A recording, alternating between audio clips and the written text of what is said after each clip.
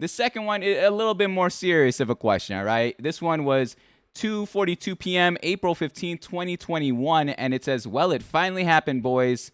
I'm sorry. And as you can see, this streamer has been banned for toxicity and threats. Tell me what happened. Tell me what happened here. I want you to have your side of the story. This one here, this tweet, I think I even got you. It's a debate. What? Yeah, it's a tweet. I swear to. Click Are it again. you Click the fucking picture. kidding? Read the Usually. thing. Oh, fuck me. Your mom. Oh my god.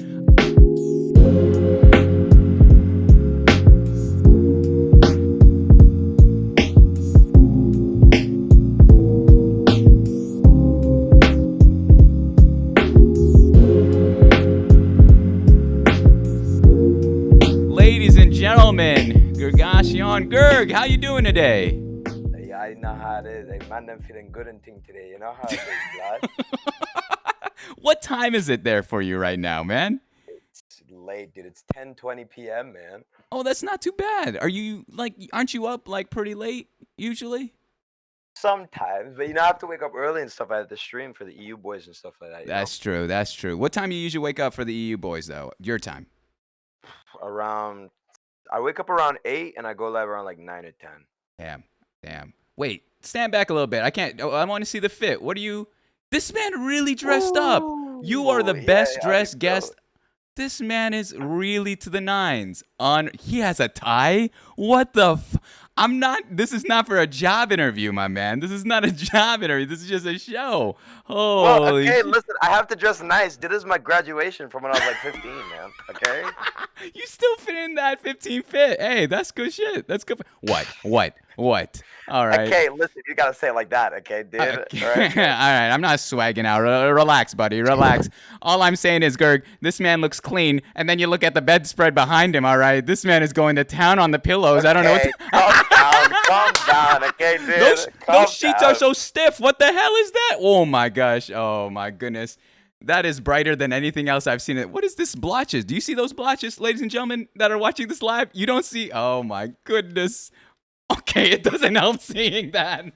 Gerg, you're killing me. You're killing me, Gerg. Yo, my bad, bro. My bad. Bro. I'm stupid. No, fuck that.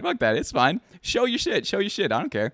Anywho, what's up? It's paint chips and shit like that. You know what I'm saying? We got water damage. You know what I'm saying? Oh, that's what it is. I've been wondering. Well, that's right above the headboard, so like it could also be, Calm down. Okay, hey, I'll relax. But no, Gerg. I appreciate you so much for being here. I appreciate your time. Tell me what you've been up to today, man. Well, I woke up. Yeah. I streamed, and then I made lamb and potato. You know what I'm saying? Man, I'm a chef and thing. That's how I get gyal them. You know what I'm saying? Mm-hmm. And then the rest of my day, I went into Amelia's stream, and I just waited until I could type swag or Ellie giggle for like 5 hours. And did you get a lot of that during her stream? You got a lot of opportunities? No. There was like 2 today. Okay, sometimes it's a hit or a miss with the swags. I know it's tough. It's tough. The currency on swags is a little brutal there. All right, she's too busy fixing her PC for half the stream. It's fine. We don't got to talk about that, anyways. So this is just a rose now. We're just here bullying other streamers. No, but Gerg, I honestly appreciate your time. This has been a long time coming. I know we talked about this months ago. Literally about roughly 2, but I start the show off by telling the streamer exactly how we met. And from my earliest recollection, Gerg, how we met was I watched you on a podcast, and it was by far my favorite podcast I've ever seen you on. It was the what is that called? The recap, right? with Develli and Cursor and Nate, and they did such a fantastic job. You guys had this chemistry there that was so fucking fun. I remember I was cooking my dinner, and they had you on. It was on a Sunday, 5 p.m. my time. And I literally watched the whole thing. I usually don't watch the whole podcast, to be honest. And that's kind of saying something about myself. But like, I was watching you, man. You guys are fucking funny. It was natural. It was the homies. You were saying some out of pocket shit, but I loved it. I was about it. I was like, hey, he kept it in. He reeled it in. But it was good stuff. And I knew from then, I asked about you to Nate and Cursor and Dave, and they couldn't stop speaking highly of you. So I was just like, nice. We happened to be in a VC at like 4 a.m. my time one night. And I told you, I remember I said, Gerg, just I listen. This is not even. What the fuck was that? Did you just get struck by lightning? Are you all right? Wait, what happened? Did you Hello? Am I screenshot okay? yourself? Or you? What are you No. over here? Wait, what? What happened? Hello? Oh my Am I god! live? Oh my gosh! Hello? Hey, I thought you were checking your pulse, my man. All right, it's all right, it's all right. Anywho, but this man is. I'm feeling a little. I don't know what it is, man. It's a little whatever. But anywho, we had that discussion 4 a.m. I said, just trust me. I'll have you on. You know, I promise. I promise. And you know, when people say that shit, words are nothing. Words are nothing. But to finally be able to be like, all right, finally got through this chunk of people, and we set this date, and I was like, hell yeah, let's have on Gerd, let's talk about it, let's hang out. It's a complete pleasure. So it's an honor. Honestly, it's an honor to have you on here and learn about your life because, frankly, you're an enigma to me. Like I see how entertaining you are on your streams, and so to be able to talk about you outside that context too, I think will be equally entertaining there. All right. So, Gerg, here we go. We're going to start off here with your kind of your streamer life, your life here on Twitch. The first question is, as always, before you were even streaming, if this applies, how long have you had your Twitch account in general? Well, the current Twitch account I'm on right now, I've Mhm. had since I think 2017, but I had one before where I had it since 2015. Wow. You know what I'm saying? Okay. But I assume just a I've been on lost it for a password. while. What happened to that one? Well, so the reason like I have a new Twitch account, like I went on to Twitch in 2015, and Twitch Yeah. was such a different like website. Hmm. Everything was so weird, and I hated the interface, but I love the content. You know what I'm saying? So I made this account, and I would watch like Tyler One. You know what I'm saying? That was the Mm. only guy I'd watch. And then I was like, okay, I don't like this interface. So I started watching the Tyler One VODs on YouTube. So I'd watch all of them on YouTube. I'd spend like 20 hours a day watching Tyler One VODs 20 like all the time on YouTube, and I would enjoy it there. And I didn't get into Twitch like a lot until Hmm. like 2020 probably, to be honest. Okay. Okay. So, I mean, to even bring us to the origin there, then what are you telling me that YouTube was the reason you found Twitch, essentially? 100%. I got recommended. I think it was Tyler One, Greek Yeah. God X, Arma 3 VOD. And I was like, this is so good. I was hooked. You know, I was like, oh my God, this is like the best thing I've ever seen. Would you say that kind of, it somewhat inspired your taste in terms of content, in terms of community? 100, dude. I am basically a shittier Tyler One, honestly, at this point, bro. That's basically why I am. Shoot me straight, Girk. Shoot me straight. What is it about that community that just it spoke to you? That it's the reason why you fucked with Twitch and why you fucked with that style of content, comedy, whatever you want to put it in. Well, I was like a YouTube like frog since Okay. like way back in the day, and the main like I think hurdle for YouTube viewers to Twitch is the lack of like editing and like you know Mm. how sometimes Twitch is a little bit slower, right? Because that's how Yeah. live streams are inherent. But with Tyler One and his streams, it was just hit content, which filled by I was like, oh my God, I was like hyped, you know what I'm saying? It was so much. It was Yeah, so yeah. good. I loved it. It's instant gratification. It's coming to you at all times, and you're catching it live, which is such a. I think that's more thrilling, in my opinion, than YouTube because you don't know what to expect. Anything can happen. So it's and then to be that funny and that quick at such a long basis, man. No wonder you fucked there. You hung around there in that community. Now tell me this then. All right, you had your account in 2015. You had your account in 2016. You said that it wasn't until 2020 that you really started being a part of Twitch and watching it? Yes, 100%. And it's because like the main issue I saw with like Twitch, other than like the interface, was in chats. I didn't think it made sense for me to type in a chat if I wasn't part of the community. If that Mm. makes any sense, I was scared a little bit. You know what I'm saying? I was like, okay, I'm gonna type in Tyler One's chat. Now what? He's not gonna read it. You know what I'm saying? It's a little Hmm. chat message, and I want people to reply to me, be like, oh, actually, Tyler Mm. does this. You know what I'm saying? Why are you But impersonating Sia Charlie? That's kind of offensive, Gert. Fuck him I'm up! sorry. Fuck him up! No, no, don't, please, don't, please. Someone clip that for us. Send it to him later. I'll do that personally. No, I feel that though. I feel that though. So you wanted that interaction with another streamer. You wanted to be able to actually have a conversation with someone, and as much as you still love the Tylo ones and the Greek gods and all that jazz, you still wanted something to be acknowledged. Someone, I like that. That's true with I say the smaller communities, and I think there'll always be a market and a place for smaller communities here on this platform. So then, tell me this, Gerg, what made you go live for the first time, and when was that? Ooh, this is a story, dude. This is a Shoot. story to have. So basically, what happened was I used to like have this Twitch account for a while. And do you remember when Valorant was coming out? Yeah, yeah. Earlier last year, yeah. So Valorant was coming out, and they were giving beta keys by watching Twitch streams, right? Mm-hmm. But Mm-hmm. really early on, nobody knew how that worked, right? No, everybody was confused. They're like, "I Yeah. want a Valorant key. I want a Valorant key." All that, right? Yeah, yeah. And I acted like I was like a savior, you know what I'm saying? I'd go into Twitch chats and I would say, "Hey, do you want a Valorant key?" And they'd be like, "Yeah." I'd be like, "Yo, just click my stream." And it was just a screenshot of Valorant and Jebaited song for 24 hours. And I had that on for like a week straight. Fuck off. All right. So I did that. And like I used to go in like big streamers chats too. Like I went to some like VR guys chat. I did it and he was like, I mean I got permit. I'm still banned in this chat, I think, Oh to be honest. shit. Yeah. But I got permit from his chat. I was like, okay, you know. And then I came to the person who was probably the most impactful ever to me on Twitch. Yeah. Darion, Okay. he's a Twitch streamer. He's a parted streamer. He's been streaming for a while and stuff like that. He's a great guy. And I did it to him, and you know his reaction and stuff like that. Like I did it. He was like, "You can come to my stream and self promo, bro," and I felt like shit. I was Mm-hmm. like, "Damn, bro, you coming up my soul, dog." So I phoned up my grandma. I was like, "Yo, you have Amazon Prime, right?" She was like, "Yeah, yeah."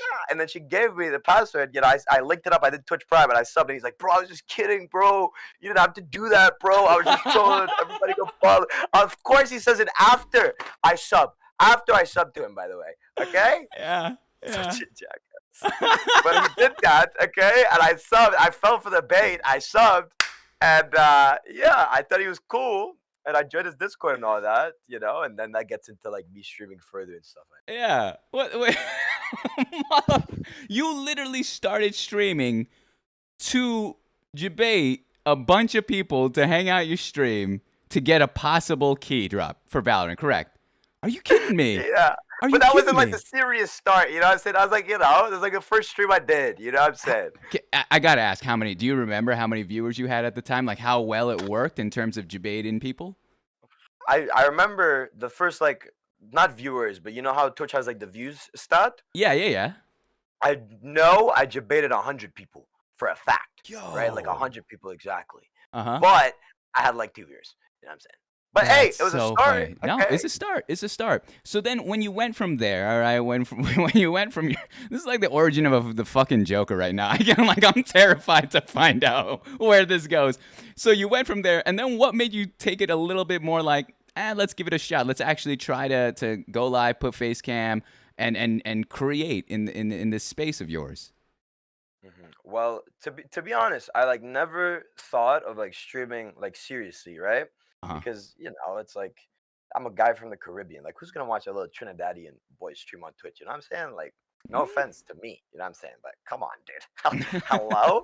So I joined there as Discord though, Yeah. and this guy was so like nice to me, right? And his Mm. community was so supportive and stuff like that. I'd be on his stream all the time. Like he'd always like put me on his stream. We'd always play games together and stuff like that. Mm-hmm. And like his chat loved me. Like they were so nice. They were like, "Oh my god, it's Gerg, dude. That's the guy. That's the funny dude, man." I was like Mm. so happy and stuff like that. And I talked to Darian. Now there's a little bit exposition before because it got me into like actually like even sitting down to watch the streams in the first place. In the Caribbean, we have something called an open scholarship, right? Okay. Which which is basically like it's like the golden ticket from Willy Wonka, right? You get this, bro. Your life made, bro. You get Really? this, you skyrocket. They pay for every schooling anywhere you could go in the world, bro. Wow. It was crazy, and they give out like 100 max, right, in the whole country. And I'd been working for this for my whole life. Like like education was such an important thing to me, right? And like Yeah. I was really good at school. I didn't really have to try and stuff like that because I have like a mental thing. Like I have like minor autism, Mm. and like that really helped me excel like super well into school, without even having to try. And I did Mm-hmm. so well, like so much, and it was crazy. And then we got to the scholarship is based off 2 years, the first year and the second year. Oh wow. And yeah, I did the first year. I did insane, bro. I was cracked, bro. On God, I can't believe I even did that good, bro. It was Yeah. insane, man. I Yeah. freaking I got like I came first in like 4 out of the 5 subjects, and I came like third in the other one. I was like, what? You know what I'm saying? Mm-hmm. That's just Mm-hmm. mad. And I was like, damn, I'm gonna get this. I needed like one more A, like equivalent, I guess. I needed one more A, and I would Okay. get the scholarship. My life was made, man. And then Coco happened. You know what I'm saying? The little vid. You got me. Things things kind of happen like that, and the government didn't really know how to allocate money too well, and they Mm. said, "Yo, scholarships? Nah, dog. Hey, that's gone, bro. Hey, Wow. yo, hard lucks, dog." And I was so sad, bro. Like Damn. it sucked, man. That was like my whole life, and like I remember, like this is important because I talked to Darian about this, right? Mm. And I had so much free time, and I was just sad. Like I'm just moping around all day. I got nothing else better to do. And he was like, "Yo, you're funny. People like you. You're unique. You should go live." And Yeah. this this guy, dude, he he pushed me, man. He pushed me so hard. Like he was like, dude, every time I even had a doubt, he'd always push me. He'd always tell people, go watch Gerg, dude. That guy's funny as shit, bro. Go watch him, dude. He's live right now. Always hosting me and all this shit, man. It was crazy how supportive he is, not only to me, but to everybody in his goddamn community who even streams. And that's why I'm here today. You know what I'm Yeah. saying? Because of that one motherfucker. It's crazy.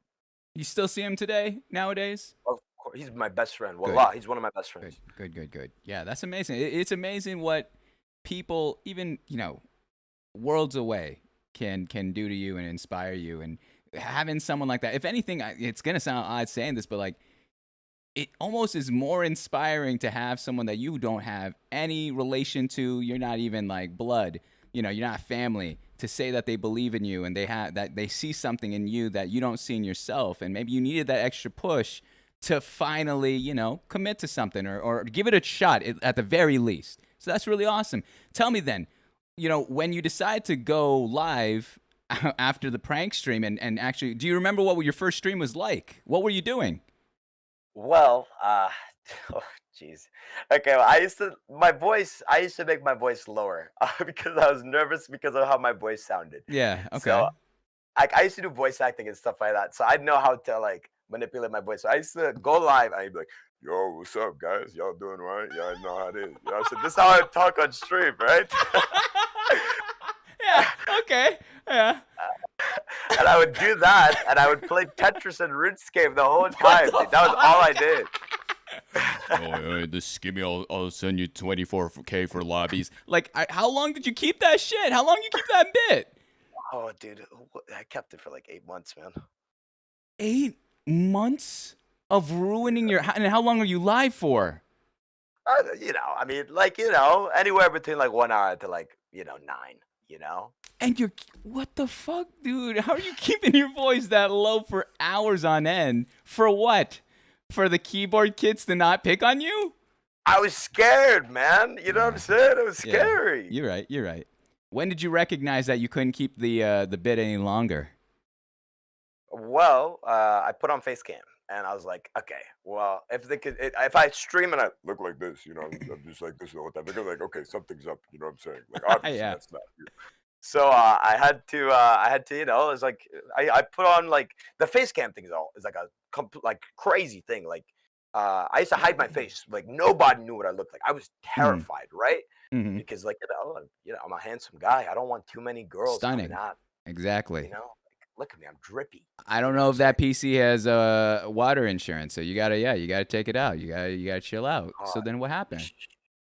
so it was a Halloween, and Darian and like maybe like one or two other people saw my face like Okay. before. So I put on like a costume, and they were doing like a costume competition. I was like, okay, you know what? now's the time. And I put on the costume. Everybody saw it, but you couldn't see my face. It was like it Hmm. was, my face was covered. And then they were like, okay. The next day happened. I went live with the face cam, and everybody loved it. Right? They were like, oh my god, you should just more often, man. And I was like, okay. Yeah. And I did it. You know what I'm saying? And it was like an instant like gratification. Like everybody liked it. It gave me so much more like opportunity to do Yeah. things that I couldn't do. You Hmm. know, Hmm. it's crazy. That's awesome. Like, and it sounds like it also was not just in terms of expanding your content, expanding your creativity, but it was also confidence and people like saying, wow, well, we fuck with your look. You don't have to hide behind a face cam or whatever it may be, but we fuck with your vibe. And so when you tell me when you changed voices to your regular voice, how did the people react? To be honest, they didn't even focus on that. I think they were just surprised to see my face because everybody has like had a perception of what I looked like, right? Which is one big reason why I was scared to show my face, right? I Hmm. didn't know what people thought I looked like at all. Yeah. But when I put on my face cam or whatever, like, people in chat were like, damn, he's hot. I was like, true. That's you facts, you know what I'm you the saying? Trinidadian dream, dude. That's crazy. You've On been you keeping that face. Where's that music video? All right, where's that fucking? okay, dude. Hey, we don't need any stands here. We don't need. I'm gonna get fucking trouble over there for that one. I like it. I like it though. So you have that. Now tell me about this because what I'm interested in is what you do on stream. Because when I think Twitch, I think I'm going to either gaming. I think I'm going to the theme is very black and white in terms of what's happening. But when I go into your streams, anything can. It is so crazy in terms of the energy, in terms, by the way, you have one of the best stream openings I've ever seen with the music as well as the gif of you dancing with your face over that. That's hilarious. But you have some of the wildest shit that you're doing. How would you even truly define yourself? I didn't feel right saying variety streamer. I almost said improv streamer. But how would you define yourself? Well, I like. I think my streams are. My streams are like a capsule, a time capsule. I think. Okay. Like I fell in love with old Twitch. New Twitch is nice. Don't get me wrong, Mhm. but it's super hard to go on Twitch these days and find content like how old Twitch was. Right? It's borderline impossible. Right? For And for good reason. mhm. It's hard. Mm. But I wanted to be entertaining. Like the second cam stream I ever did, I I streamed Sea of Thieves, and I literally Nice. sat down, I shut my mouth. You know what I'm saying? I was quiet Yeah. for like 2 hours, and I was like, okay, why am I doing this? This is not funny. This does not make me unique in any way. This is boring. You know? Yeah, yeah, yeah. Like, why would anybody watch this? You know what I'm saying? So I looked at the VOD. I was like, huh? You know what I'm Mhm. saying? Mhm. So after that, I was like, okay, I'm gonna try and be something unique. So I always had like a bouncy, like loud personality and stuff like that, and Mhm. it's accentuated more when I'm home and I'm alone. You know what I'm saying? Like, all that. And I just let that out, and I just let like my creativity, I guess, flow a Mhm. little bit more. Definitely. And yeah, I like being loud. I like trying to make people feel like they're watching Twitch back in the day. You know How what I'm saying? how do you then with that kind of mindset then, how do you come up with what you're doing on stream that day? Because it's like I even had one mod of my cast. Cass was telling me he's like, "I love Gerg. He's hosting a play." I was like, "What the fuck are you talking about? He's hosting a play? He's a one. There's one motherfucker on the screen. He's hosting a play." What do you mean? Like, how does this come to be? What inspires old Twitch into your content? Like, how do you figure out what you're doing for that day? Well, I try to do like on Saturdays. Like now, I've been trying to like implement like a special Saturday stream where Yeah. it's a little bit more like maybe pre-planned a little bit. Like I make like a few videos. Like I had like a auction one where I sold, just honestly just dog shit around my house. I just found shit and sold it. You know what I'm saying? And everything was like a bit or whatever. I made like a bit for everything. I had Yeah. like I'm supposed to do like one. I think this Saturday it's supposed to be like a detective stream or something like that. A detective And stream. What? yeah, How is that gonna like work? you ever watch L.A. Noir? Yes. You're doing LA Noir on. This is ridiculous. I've never seen. This is wild. That's so much like. First of all, I think this goes to tell you the kind of love you have for this platform and for this kind of like area of whether it be a vocation or even hobby, whatever in between. Like to have that kind of, I love that you're taking these risks because so many people, you're right, are so scared to do that. They want to stick to a game, they want to do a meta, but you're literally doing whatever the fuck you want and trying to. And what I love most is represent that what old Twitch used to look like. That's a really cool callback. That's a really cool little like, because everyone's looking forward. What's the next big thing? But in your heart, it's kind of like nothing was wrong with well, there was a couple things wrong, but being able to take the essence of it in a positive light. You know what I mean? All right, I'm marketing you, my man. I'm marketing you in the right manner. All right, but taking the essence of what was right in the past and celebrating that and making that you and what you do on that stream, man. That's fire. That's great. I love that. Honestly, this is when I know when I'm staying up too late. And this happened a lot a couple months ago when my ass would just be watching the Australian streamers and I'd still be up like 5, 6, 7 a.m. my time. And they would raid into you. I was there for that raid with Tunks once. And I was like, holy, what I'm watching a Gerg stream? Like, it's Gerg and Zoil. If I'm up for your streams, I fucked up. And that's what I knew. But I catch the VODs. Like, I watch your shit because it's so good. It's like, you will not, honestly, like, it's so cliche to say you'll never find this anywhere else on Twitch, but like you really don't. I can't name another streamer that does what you do, the style that you do it. So I'm just like, hell yeah, like I'm invested. I want to know what's going on here. With that all being said, all right, all the nice shit out of the way, Gerg. All right, let's get all the pleasantries out. I don't know if you've ever watched the show, but I like to find middle ground with the guests. All right, I like to find some, I've only been on Twitch since January of 2020, and I've only streamed since about May of 2020. So I haven't been everywhere. Twitch is a city that never sleeps, and so everything is happening at once. That being said, I have your channel up, Gerg, and I have 3 clips from your channel that I just want to talk to you about. I just want to, and listen here, I can't get you and I in trouble, all right? I can't get you and I in trouble, all right? So I've done my homework. I've never sweat more, Gerg. I've never sweat more than this next segment in my fucking life, all right? It's, let's just say there's no airplanes and there's no swagging out, all right? Let's just say that. God, if those are the ones you're scared about, don't worry about it, sweetheart. I've got your back, all right? I've got your back. I got to be able to put this on YouTube, all right, asshole? All right. I'm stupid. Anyway, if you want to follow along, if you're watching the stream, you can look at it and you can unmute. I'm going to switch us over to the clip cam here. 1 second. Bada bing, bada boom here. So this first one, I like to start with something a little bit more wholesome. All right, before we get into anything a little bit nasty here. But this one, it seems like such a wholesome moment. I'll have you explain the clip to us, all right? I'll have you explain the clip to us after we watch it. It's only 10 seconds long. Let's give it a listen, all right? 10 seconds long here. Hello. Say thank you for all the gifters and all the bitters, White Hardo.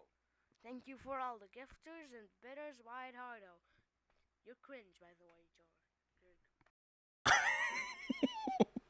It'd really be your own, right? It'd really be your own. So tell us, who is that in the clip and what was going on there?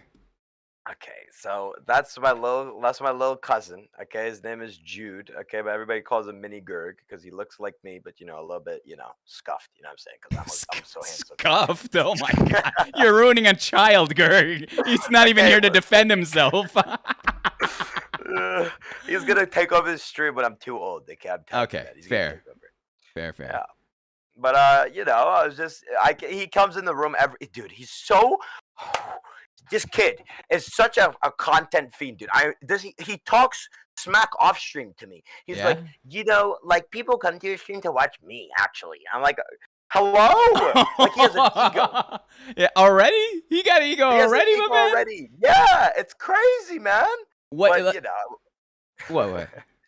He comes on stream, so I might as well, juice him for as much content as I can get. You literally had him thanking your bits and subs, and you are shameless. What if you are just allowing this? Oh, I'm surprised you haven't made that an alert yet, my man. All right, this is. Good idea. Yeah, it's on the house. It's on the house. I Tell me this forgot. though. If you had to, if your cousin was there, all right, if your cousin was there on a Saturday, what kind of content would you both be creating together on your stream? On a Saturday, if I could plan it out, Yeah. ooh, that'd be crazy, dude. I don't even know. Maybe I could do like a. Oh, I honestly, I kind of want to do like a kid show, like Blue's Clues in a way, but like he could be like the dog, you know?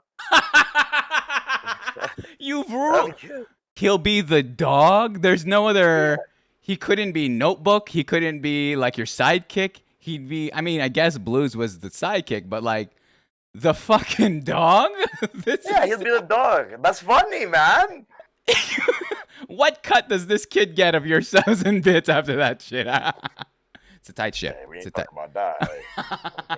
Hey, listen to the kid. If you're watching this, you catch this on YouTube. I could be your lawyer, my man. We can go to the top. All right, that #1 Trinidadian streamer thing. I hear it's up for grabs. All right, it's up for grabs here. This is fucked up, Gert. Come on, he's your. How old is he? How old's your cousin? Like, he's like he's somewhere between 7 and.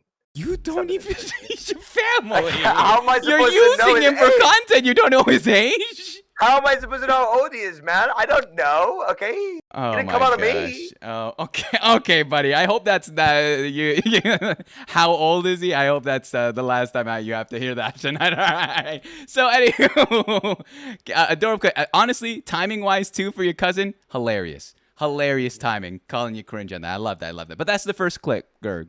All right, it's easy. This is an easy bit, right? It's such a simple thing. You're a clean cut guy. You got nothing to hide from. You got nothing to be embarrassed about. But speaking about clean cut, let's talk about this. It's titled "Man's Completely Lost It," and I'm not very sure what the hell is going on here, Gerg. I'll be very frank with you. I didn't even do some of these clips. They sent it to me because they said, "Moms, you need to address this," and so we're gonna address this here live, Gerg. It is it's only 5 seconds, so we might just watch it twice. But let's just take a look, all right? What's going on here? And at the end of it, I'll have you explain what's going on in the clip. Why do I look so fucking insane? Ah!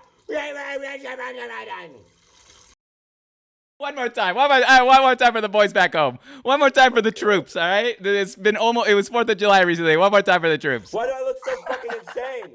Ah! You just yelled into a phone or what? What the fuck is this, Kerg? Is that old Twitch? What is that? What was going on? I think I think one day on I was growing I don't grow like a huge ass beard or whatever. Yeah, okay. I was growing one out, and I was like, "Yo, you guys want me to shave?" And they're like, "Yes." I was like, "Okay." And I went to shave, and when outside the room, I get a little bit crazy. You know what I'm saying? I do a little bit of a little bit of that. You know what I'm saying? So I was like, "Yo, let me put this on my face." And then there's another clip from that same stream. Like I put it on my hand. I just hit my face so hard. Dude. It hurt for so long. And I was just going crazy. I was like, I scream. It's fun, man. Is that why you got this money shot in your eye? Like, why do you have shit here in this high? You ain't shaving your the slit of your eye, dude. What the hell is this? What is that? Dude, okay, I told you, man. I hit my face. It flew everywhere. Oh Okay, it my took like gosh. 5 hours to clean up too. It was ridiculous. What? This guy is Yeah. over here gonna be telling me, "Oh, it's my first time." You cleaned 5 hours of shaving cream. Why did it take 5 hours of shaving cream? Maybe I took a little bit. I was like, say like a little bit over the place. Okay, when you go crazy, you don't limit your crazy. You know what I'm You're saying? right. You go crazy. You know what You're I'm saying? right. I like that. It's like- Mhm. Yeah. It was like I was in like a crazy room. You know what I'm saying? I was rubbing on the walls and stuff. I was like, it's nice. Are you, Gerg? I have to ask before we even go to the next clip. Did your family see any of this stuff, like when they came home or when they're around? That God forbid. you had that shit cleaned up before they came home. 100%. Wallah. Thank you. You're not seeing my Arabic father come home and see that, bro. I get in so much trouble, bro. You are literally insane in this clip. There is no There was no way around it. I honestly, I would pay money to see your family's reaction to just watching this. Not even like seeing it live, just watching the clip of you going insane. That you went from this guy who's trying to get that golden ticket in Trinidad for the full ride anywhere around the world to yelling at a screen. Just what? This is out of pocket. I love it, Gerg. But that, you need a little bit of that. We need a little extra dose of crazy here, all right? That's why, hey, it's nice. It's nice. We got one more clip, all right, Gerg? One more clip, and we're home free. It's nothing too hard. This last one is a classic. It's something that was talked about on the recap. I would love to talk about it here. And it says, dumbass actually passed out. And we're just going to watch this one, man. We're going to watch this one. This is a fever dream. I've legitimately, this is a place in hell. This is when I played this out. Good luck to all of you guys that are having headphones that think this is ASMR. You might want to tone it down just a little bit. But here we go. We're full send this. 32 seconds long. Let's give it a watch. Shut your bitch ass the fuck up!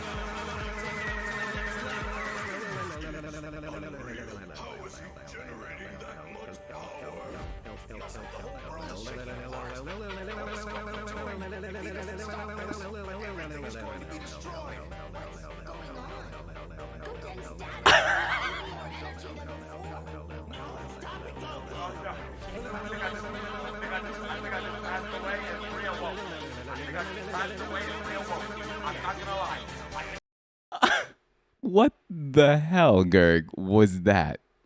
What are you doing? What is this? Is this your old face? Like, what are you doing? What are you doing, Gerg? Okay, man. You know what Gachi is, right? Of course, yes. Yeah, and Tyler 1 used to scream a lot, right? And everybody in chat was like, yo, scream, bro. And I was like, okay, I'm going to go Super Saiyan, like Dragon Ball Z, right? Okay. So I started screaming. I was like, yeah, I won't scream now. I'm saying it's late. But, I was loud. I was like, and I you know what I'm saying? Slept. I got knocked out, bro. Legitimately. You know what I'm saying? You got knocked out of this? Honestly, like, how? Like, I'm not familiar with the whole fainting thing. Tell us, like, what was going on? Because we can kind of hear you screaming, but then was it just too much air? Was it too much hype? What and what happened? You just blacked out for a little bit? It was for like a second or so. I was just screaming so much, like I guess maybe it was sensory overload or something, dude. Yeah. But I was screaming. I had this loud ass music playing and shit, bro. I was like, and then I was like, this better be more comfortable, right? I closed my eyes. It was like black. I woke up. I was like, shit, I'm alive, bro. Hello. For the content. This is for the people right here, all right? You a man's of the people. You ain't pulling back punches. You're willing to literally black out if that meant for a 31-second bit right here, a 31-second clip that I was able to claim. That is out of fucking pocket, Gerg. That's so funny. I loved it. I haven't heard that music in a while. It's been a while since I've heard that kind of hype-up music. You were yelling at top of your lungs. Did none of your family care about this noise? Dude, I used to stream when my dad was at work, man, so he wouldn't hear me. That's fair. That's fair. That is fair. I'm not. If this and the shaving cream clip were the two indications of what they should be knowing about their kid, I too would not want to know. I would. Hey, you know what? I'm working a 24-hour gig. If that's the shit. If that's the case right there. But Gerg, that's everything there. Before we continue on, I gotta thank Not Payne. Payne, thank you so much for the 18 million person raid, man. From all of you that from Payne's community, welcome to an episode of Inside the Streamer Studio. Today's very special guest is right above me, Gergacion Gerg. And we are, he's a streamer from Trinidad, a variety streamer there. And we are just getting into the portion of the show where we're kind of covering some of his clips. However, right now, he's going to find out that as much as I love Twitch, I really do. All right, I love it here. I also love Twitter. And I got 3 of your tweets, my man. I got 3 of your tweets that I'm going to do the same thing. I just want to talk about it, man. I just want to talk about it a little bit, all right? Why are you so scared? Every time everyone's so scared. This is public information. It's there, all right? I didn't go far to get it, all right? I didn't have to talk to a security guard. It's there live. It's canon. Why you feel so nervous? Before we go through it, why you feel so nervous, Gerg? Twitter's a different animal. You know what I'm saying? Twitter is where all the biddies at. You understand what I'm saying? All This the tick man's. go them. You get me? Hey, pour Right some there, out for man. I can Indy. live. Pour some out for Indy. All right, we don't. R.I.P. All right, that's a real one. A real one. This first one though, let's start off easy, Gerg. Let's start off easy. Nothing too crazy. It said at 5:25 p.m. October 9, 2020, if I hold my balls up to my tummy, I look like I'm pregnant woman. Why did he just leave? Okay. Okay, listen, man. Thank you, This all is the a Raiders long coming time. in. Go ahead, answer this one, Gerg. It's a long time ago, okay? It was a very long It's time less than ago. a year. Listen, it was last year, okay, October, maybe it was like Halloween, maybe it was like a Halloween costume or something, Your Halloween costume, Gerg, was putting, and I quote, holding your balls up to your tummy to look like you're pregnant. Okay, it wasn't okay, maybe it was like a draft, Maybe it was like a draft costume, you understand? But you tweeted it. It's live. It's not a draft. This is just an Okay, but idea. yeah, listen, man, okay? Back in the day, Yeah. nobody used to like my tweets. So I just used to I just used to shit post a little bit, There you go. I give you an extra bump there. It's a fucking fantastic tweet. That's hilarious. I wish I can get away with it. I don't think I will, but that is fucking fantastic. Just tell me this, all right? I'm not gonna grill you any further on that. But what inspired you to be like, you know what? Bang a tweet, press send. Just tell me that. Just tell me that. Well, I was taking a shower one day, Oh, and I was like, damn, if I hold up my balls to my to your tummy. then it would look like I was a This is the worst Blues Clues ever. Pregnant woman.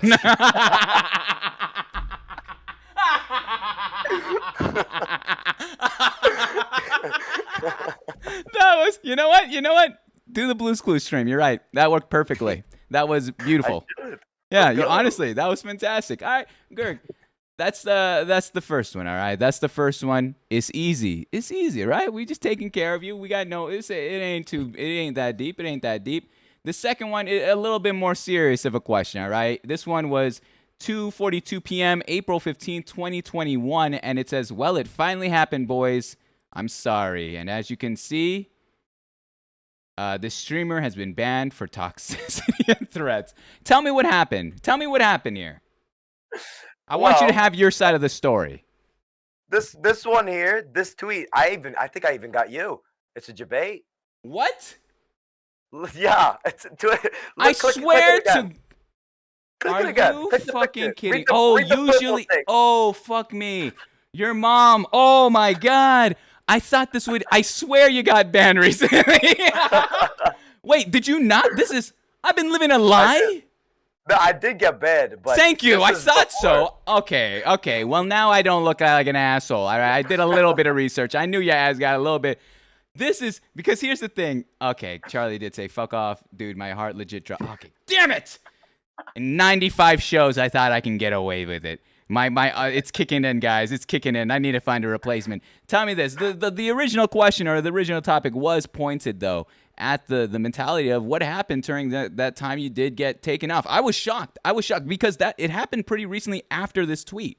And so you know, like we've said, your comedy's all over the place, and it's not for everyone. But quite frankly, I do find it funny. It's something that I want to gas up. I love it. I love it. But what happened? Because you've been going through this track of like, hey, I'm dodging, nobody's doing this, and then you had that tweet, and like again, you debated me even live here on my own show. But then when it actually happened, what occurred during that stream? And tell us how the other side feels. Yeah, well, the craziest part was what I got banned for. Honestly, it wasn't even that bad. Like, I feel like I've done much worse things than what I actually got banned for. So my ban revolved. You remember how Twitch had like just implemented the hot tub section, right? Yeah. Right. So they did that, and one of my viewers was like, "Yo, there's this Mia Malkova VOD on YouTube," and I was like, "Okay," and I was doing a 24-hour stream. And I was like, all right, let me watch some. You know what I'm saying? Okay. like to admire. You understand? Admire. All right, that's a proper way. That's a proper way. So I full screened it and I was watching it for a little bit, and then all of a sudden, a bunch of people started coming in the stream, rushing and rushing and rushing. Like I think like it was crazy how many like new random people were coming in, and I guess like I still don't know like what was happening. I guess they saw Mia Malkova on their screen. It was like, okay, I like this woman. You know what I'm saying? So I'm gonna watch this, and there was that happened, and during the same period of time, there are actually other people who were watching Mia Malkova VODs, and they were trying to scam people. So they were like, hey, I'm Mia Malkova. You should sub and donate to me. Those people tried to do that, right? But I didn't try to do that. But I got lumped into that group of people who tried to do that. And there was like there was an LSF thread where people were calling me out for it because the actual tweet I made for it, I talked about it. And people were calling me out for it, saying that I was that guy who like tried to make money. And I had to like go and like post proof. I was like, oh, guys, I'm not this guy. I swear, man. I swear, dude. I'm in content, man. Hello. Yeah. And the LSF thread got deleted like immediately. It was like crazy how like that was front page and everybody was like coming at me. It's like, oh, dude, hello. But it's wild. But you were able to clear it up. You a free man right there. And you know, just a PSA for the internet, man. Do your research. Don't be taking out people for no fucking reason. That's ridiculous. But holy cow, man. I was shocked. I didn't maybe you know what? This might be a little bit of karma though for the Valorant key drops. Let's be honest. All right. It might have to even out after you're trying to scam some kids to hang out on your stream for the Valorant key drops. Oh shit, yeah. There's key drops on this show too, apparently. Anywho, that's the second tweet. Let's move on to the third one. The third one is more of a, it's a piece more than a tweet. It's a masterpiece, if you may. It says, please give me Twitch partner Twitch. And it's a presentation. And so we're going to learn what this presentation is all about. It's 36 seconds long. Amazing tweet. And we're just going to watch, all right? We're just going to watch and experience it together, all right?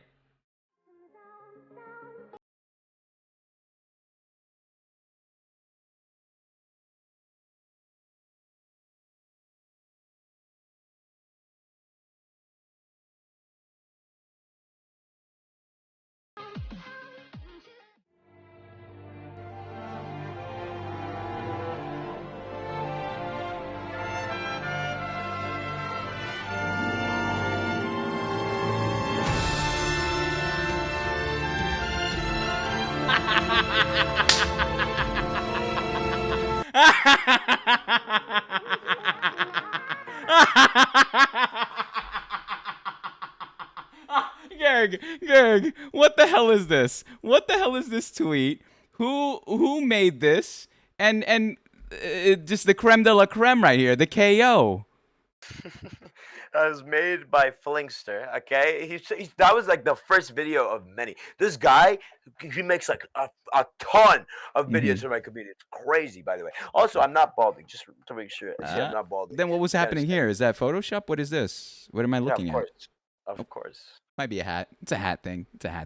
But so he made this video of you. And what was your initial reaction when you first saw it? Well, that video was one of like the first ever community videos I ever made. Like I ever saw, I mean. And that was like crazy. Like not only like I never expected to be at like the size and to have like such a creative and amazing community to the point where they'd make memes like that. And the thing is too, like he doesn't only make like these memes or anything, they propagate this shit, bro. Everywhere I go, bro, I swear I see everybody watching this shit. They're like, oh my god, dude, look at this balding man. It's like, hello, like I'm not bald, you know what I'm saying? But it's so nice to see, Yeah, no, even if it's out of a joking manner or a serious manner, anything that's made by someone else is so cool because it's like they took time out of the day, even if it's to clown you a little bit, but they took out time out of the day to create this thing out of love and appreciation. That's sick, dude. That's sick. I'm a little bit jealous. I'm not gonna lie, even my old ball ass, I'm a little bit jealous. I'm a little bit jealous of what you got to get there, man. That's awesome. But that's all the hard stuff there, Gerg. All right. If we were able to get through that, you're gonna kill it the rest of the show. All right, it's an easy breezy beauty cover girl, whatever it may be. But Gerg, I'm gonna ask you some introspective questions about your time here on Twitch, and then we'll lean into the life story. All right. So this first question here, I'm gonna ask you, what have you learned about yourself through streaming, Gerg? Well, Twitch has mainly taught me that somebody's personality shouldn't be only focused on one thing. You know what I'm saying? Like, as I said, like before I got into Twitch or whatever, I was an academic Andy. You know what I'm saying? Academic, and I would do sports. I was like a smart Chad. You understand what I'm saying? Mm-hmm. Like, I would play sports and stuff like that, and I would do well in school. But aside from that, like, I didn't look at myself. I didn't have a personality, to be honest. I was just going by what everybody thought I was. I was just what people wanted me to be. And I guess like Twitch made me like look at myself and like be like, okay, well, this is who I am. Wow. It seems crazy, but this is me. In what way did Twitch facilitate that, though? Well, the thing is, like, when you stream, obviously you have people there, right? So it's not really you're by yourself, but when you stream, it is like you're by yourself, if that makes any sense. You know what I Yeah, mean? yeah. You're in your room, you're talking to a screen or whatever. It's like, okay, like, and I personally, I'm not like super good with like understanding people and emotions and shit like that. That's not my forte. You know what I'm saying? I'm academic Andy or whatever because of the autism thing. But like, the thing is, like, I guess since I was by myself, I had all this time in my own head, and I was like, okay, as Demi Lovato once said, this is me. That was the last reference I was thinking you're gonna say, as Demi Lovato once said. Well, it's a good one, man. I'm sorry, I didn't mean to laugh at you. That caught me off guard. That shit. That's still. You had such good points. You were going in deep. I was like, holy shit, man, an identity. That's great. And as Demi Lovato once said, this is you fucked me up. Gerg. You fucked me up, Gerg. I'm spitting on my keyboard right now for that shit, man. Anywho, that's awesome though. I've never actually heard that before. I've never heard another streamer said that they found their identity here on Twitch. Let me ask one more question regarding the identity part though. When you did find that identity of yours, when you found something, whatever it may be, characteristics that resonated and embodied with you, what was that feeling? Because the majority of your life, like you said, you were being what everyone else wanted you to be. So then when you were able to finally make a call for yourself, what was that feeling like to find an identity and finding a place that really accepted you for who you are, as well as and not only accepted it, but embraced it and fucked with it in terms of your community? The way it happened was like, it was so gradual over time. Obviously you start off streaming, you're a little bit more nervous and stuff like that. You know what I'm saying? You Mm-hmm. gotta ease into it or whatever.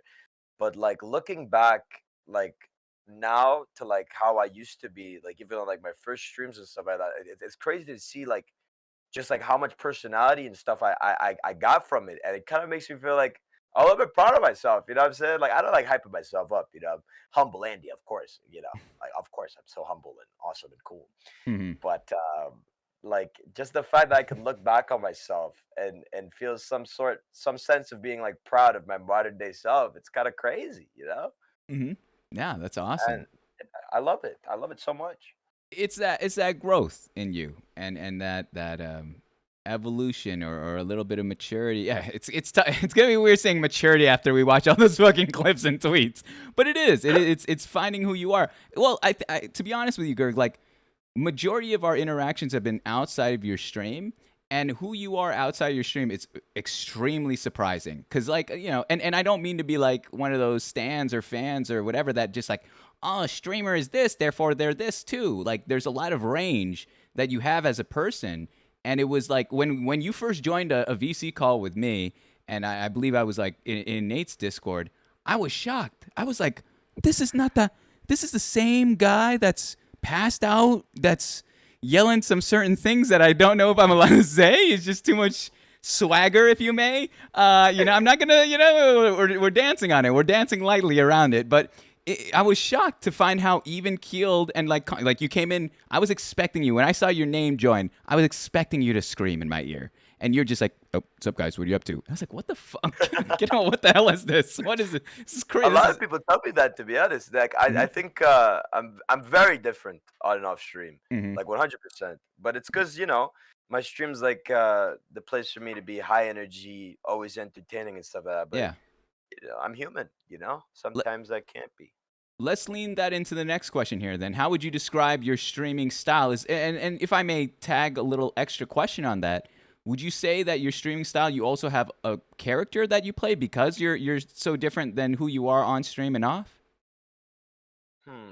Well, the first off, like my streaming style, I think is like as you said earlier, it's very improv, off the wall type of thing. You know what I'm saying? Yeah. I take shit and I just throw it at the wall, and if it sticks, it sticks. You know what I'm saying? I'm like, I'll throw it again until it stops sticking.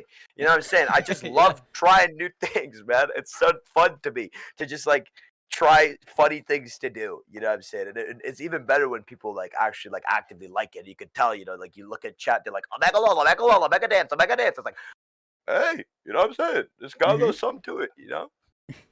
But like me on stream, I think it's less of like a character and more of it's more of me, my best me times two, if that makes any Wow. sense. Yeah. Amplified. Yeah. Mm-hmm. You're able Like to take all those qualities and present them to the world there. 100%, yeah. Nice. I like that. So in terms of your style, though, you would say it's high energy. It's a lot of you say you take a lot of risks on stream in terms of your content. Like I'm not even saying risque. I mean creative risks. Like again, you step away from metas. You step away from 'cause when you hear metas, you think like especially right now, what is it? The role playing Grand Theft Autos, the Minecrafts, the Valorants, whatever. And you're literally using what you got, whether it means in the means of like your personal talents. The fucking detective stream. I would have never. You literally are running this shit like it's a theater. Like I've never seen this. I have not seen this to this degree before, and I think that's why you stand out so much. What is it? If I may just open the conversation a little bit more broader, what do you think it is about many streamers that aren't willing to take these creative risks as someone who does take the creative risk? Well, I think it really stems on what you want from Twitch, right? Mm. So I think people who follow a lot of metas on Twitch and stuff like that, they want to see more growth. They want to see the Twitch channel grow and stuff like that, which it's not necessarily a bad thing. Don't get me wrong. Growth for some people is their like determination of success, I guess, on Twitch, which Yeah. it makes sense, right? That's what everybody looks at. Everybody looks at a little number, it says how many people are here right now or whatever. And Mm-hmm. some people think about it way more than like others. And I'll try, like, let's say like GTRP right now, Meta. I'll try it. And if I Okay. don't like it, I don't like it. You know what I'm saying? Like I'm just not gonna do it. I'm not gonna force myself, even if people like to watch it. I'm not gonna force myself to play something I don't want to play or do something I don't want to do. Mm-hmm. But if you have to force yourself to stream something that you don't enjoy and people only like people watch you for that alone, I think that's initially a huge issue, right? I think Yeah. with Twitch, the best thing to do is diversify a little bit. You know what I'm Mm-hmm. saying? Like you could build your entire audience off of, Apex Legends, Mm-hmm. Fortnite, Mm-hmm. whatever. But show people who watch you that okay, you're not just this game. You're somebody Wow. who they could watch play something else. Wow, you're right. You're right. I've been actually, like I said before, I've been interviewing a lot of the Minecraft community these past couple months, and lately they've all behind the scenes they will tell me I'm hanging up Minecraft, but I'm terrified, and it's because they've played this game to like, and there's no problem playing the game, and they're killing it there, but they also have this itch to do something more.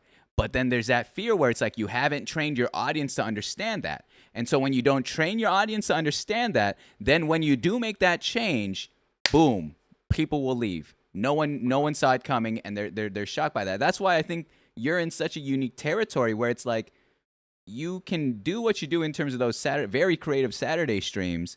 You can also play a video game, and nobody would blink. No one would question you. Everyone's just like, oh, I'm here because it's I know I'm going to get a lot of comedy. I'm going to get some energy. But now it's in the context of that certain content that you're doing that day. That's fascinating there, Gerg. Who, again, the man that's passing out and saying, like, he looks insane is also the man that's dropping bars about strategies here that, quite frankly, are very, like, they're great. That's an awesome take from one streamer to another. This is, oh my gosh, I gotta get you already on another show. This is ridiculous.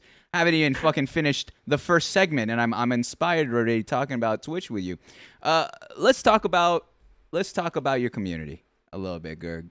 All right, your smile dropped the second I said your community. Why is that? No, I love him, man. I love him so much, dude. I love him. Yeah? Love? This is Love him. your voice is. Is this a hostage negotiation? Blink twice if you're scared. Blink twice if you want me to skip the question.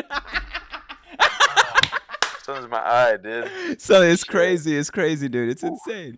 Tell me though. Let's start off with you. If I asked your community who you are, and I had no idea prior, what do you think they would say to me? All right, and no ego involved. You say it, answer it however you would like. But what do you think they would say about you if I asked your community about you? They'd call me, first thing, they think I'm short, which I'm not. So they call me short. They'd also call me fat. They'll also call me balding, and then say he's funny sometimes. And they also would probably say I play marbles like 19 hours a day. Yeah, look, I didn't gonna say marble streamer. I'm not a marble streamer, but they would always say marble streamer. You know what I'm saying? Wait, how tall are you, Gerg? 6 feet. Is there a different like measurement conversion in Trinidad? Or like what do we? Mom, you are literally 2 feet tall. Are you what? Excuse you? I'm literally. You come for the host's throat? What is this? Moms, I was here yesterday. Man, I watched a little bit. Yeah, that bullshit. Yeah, that guy called. I mean, moms, let's be honest, dude. Bro, You're not. bro, it's just, again, I will literally stand on my balls and I will just destroy you. Like I will stand. Don't let the short kings fool you. I'm ready to throw down. But you're telling me 6 feet tall? Really, Gerg? Really? Just say 5'8" and let's get it over with, all right? Literally 6 feet. Okay, look, man. My camera is literally on a box to make me look shorter. Okay, you see that? I'm Interesting. Really? That is Yes. fascinating. That's actually strange. I didn't notice that it was on a box to make you look a little taller. That's wild. That is wild. Okay, I'll believe you. 5'11". All right, that's awesome though. That's really cool. 6 feet. 6 feet. Yeah, well, I'm crazy. We'll round up. Crazy, But 6 so feet, though. they'll call you that. They'll call you bald. They'll call you. And you just take it. How do you take that kind of abuse? In my opinion, honestly, how do you take the constant roast from your community? How do you not let that get to you? Well, the thing is, I know like the people that like most of the time is in good fun, right? I could tell when a joke's good or whatever. It's not too hard for me.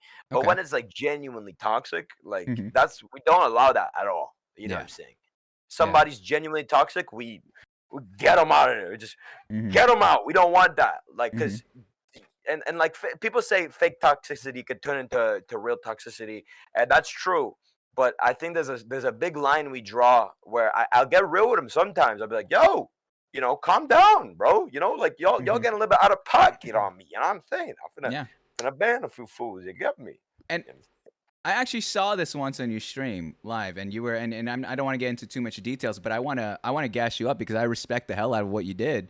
Where like there was a misunderstanding between, I think you were seeing someone else's stream and someone from your community or something, maybe it was yourself that had a misunderstanding with that streamer, but you ironed out those details. You were willing to say like, yo, no, I didn't mean it that way. Let me talk to you, and everything's good now.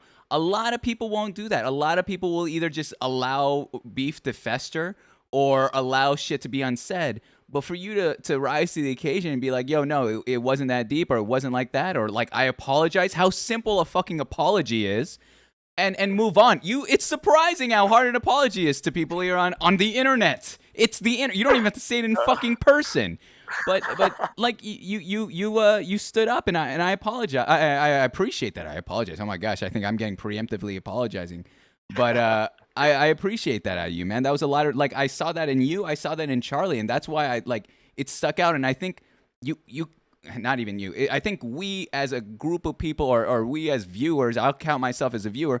We can't just say degen streamer means bad streamer or toxic streamer. You have to really look at the context and stop defining people with generalities.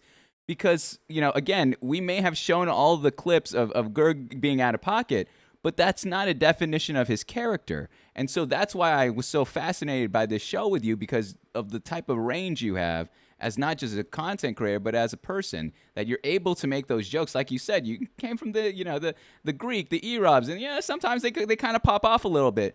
But again, like you said, you've drawn the line in your community saying, yo, we don't stand for that shit, and you can get the fuck out of here if you do. Like we don't celebrate that. We're not about that. Maybe you can find someone else that does.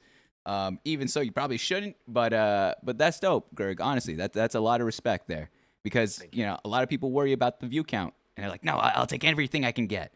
But you're willing to sacrifice quantity for quality people, and I think that's what we see that of those that support you, man. That's really cool. Let's flip the question on them though, Gerg. All right, how would you describe your community to me? If I showed up to your stream and said, yo, Gerg, tell me about the usernames and all the emotes that are being spammed around me. Tell me about the people that come through your streams day in and day out. I think, in one word, I think my community is just super creative, man. Like it's insane how quick these guys come up with memes and jokes, like and crazy stuff. I'll just be watching a video one day, right? I'll be like, yo, guys, you know, today we're gonna take it a little bit easy, bro. Let's watch like one of those murder documentaries. And I'll make a sound, and then 5 minutes later, I get a link to a video, and it's a whale, and it's me being the whale. Like, I don't know how they come up with this stupid shit, man. Okay? It's so dope, dude. Wait, is it a video? Is it a Photoshop? What are we talking? They'll do videos, man. It's That's Flingster a video? pumps it out so quick, bro. That's It's scary. crazy. That's scary how someone can just be that funny and creative at the same time. That's deadly there. Damn. I like it. love it. Creative. Again, another answer I've never heard before. A creative community. I love that. I love that a ton. Here's a new question I only added this past week, so it wasn't in the notes. I need to make new notes. But how has your community helped you in a way that they aren't aware of? It's a haymaker. It's a haymaker of a question, my God man. damn. What the fuck? I'm sorry. I hate to do it to you like that. Well, I always say this, right? Like, the fact that, like, I do as well as I do without, like, following any meta or anything like that, it's super humbling to me. You know what I'm saying? Yeah. Because, like, the fact that many people would watch me do something that, you know, not a lot of people are doing, it's like, damn, dude, I got something to me, I guess. Yeah. You know? And it shows that, you know, it's true that following metas on Twitch or whatever will make you famous if you really want it. But I think if you stick to your guns, you stick to doing creative things, you stick to being yourself, then eventually you'll do well. It's gonna take long, obviously, right? Yeah. You Oh, can yeah. say this for every variety streamer at our size, right? Like, it's gonna take you ages to get anywhere, and you're lucky if you get anywhere quick. But you're gonna do it in a way that you want to do it, that makes you feel good and happy and not trash all the time. And it goes back to what I said that streaming taught me in the first place, to just, you know, be myself. And every streamer should just be themselves. A forehead, you know, just be yourself. You know? I love that. And it sounds like with all that being said and done, it sounds like they reinforce your identity. They reinforce this person that you found yourself to be here on this platform. And that's amazing. I mean, that's isn't that kind of the dream too? Especially at, you know, prior to that, you really didn't know what's going on. You didn't know, you know, everyone wants me to be this person. And then I come here and I could finally just be me and be creative and be entertaining, the things that I love, things that I want to pour myself into. And then, you know, it's one of those things where you when you find those people that really are going to stick around, especially for you. Because here's the thing, Gerg, I'm going to break the fourth wall a little bit. This show, the people aren't here for me. The people are here for my guests and the ability to do something that I do. But when I look at all you streamers and when I watch you, it's like they come for you. They come to watch you do your thing time and time again. And maybe from, again, it's one streamer or another. Like if you were to just hang it up one random day, there will be a void. And maybe they'll find someone else, but there will be always a void where it's like, man, damn, where's Gerg? I wonder what Gerg's up to. I wonder I wish Gerg could see this hot take that's going on Twitter or on Twitch. This Twitch drama. I'd love to hear his take on that. So it's dope. It's dope to see you really come to be who you are online. Especially, I really didn't know that you've only been streaming for this short amount of time. I swear you've been streaming longer. I swear, I didn't. I was so unaware. So that's dope, though, Gerg. I love that. But back to what you're saying, actually, about you're saying like how if I were to like go away, right? How like people would like miss me and stuff like that. Like that's like honestly the reason why like that keeps me like going on Twitch, if that makes any sense. No, yeah. You know, because it's like I guess it's like a very existential thing to say, right?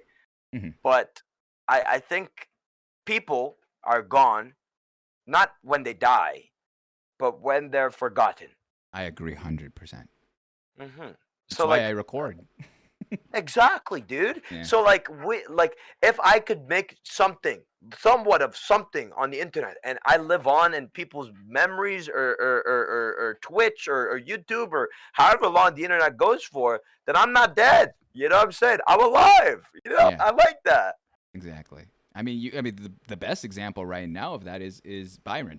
You know, people, his stuff is constantly on rewind. I know his anniversary was, I believe, last week, and I mean, you still can go back to that, and I like to think, while everyone misses him, we're still able to celebrate him and what he's done for this platform and for those around him. So I love that mentality, though. You're right, and that's I think that's kind of one of the biggest beauties of content creation.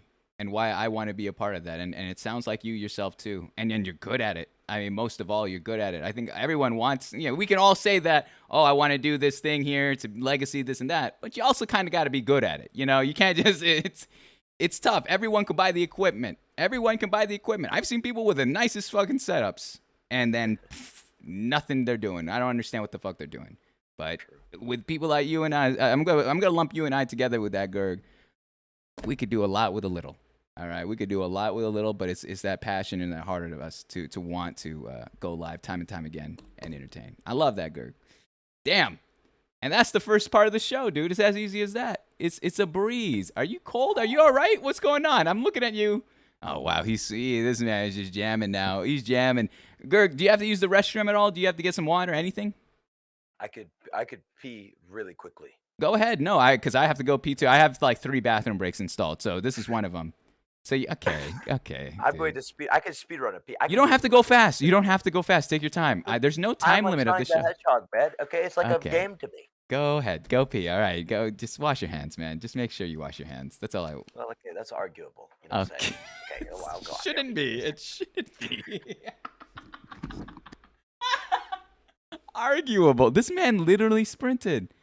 Guys, thanks for being here tonight. Again, !Q if you have any questions for Gerg. What range, man? I'm shocked. I'm flabbergasted. I would love to work with him some more in the future. He's a fantastic streamer, and he's got a great mind for this. This conversation, I could go longer. I just don't want to bore everyone here talking about streaming. But like that was some pretty insightful shit right there. Not just the existential stuff, but even his advice. Gerg licks his hands. Okay, you guys are Floaty. Oh, you're calling out Floaty. I don't know, man. Floaty, you want something. You want something, bro. I see the vibe between you guys. You need to have him back on a different. Of course, you already know he's gonna be on the network, man. You're ready. Let's cut the bullshit, all right? I'll have him on the network. I gotta figure out how, what show, but I would love to. He's an absolute pleasure, man. Look at this man.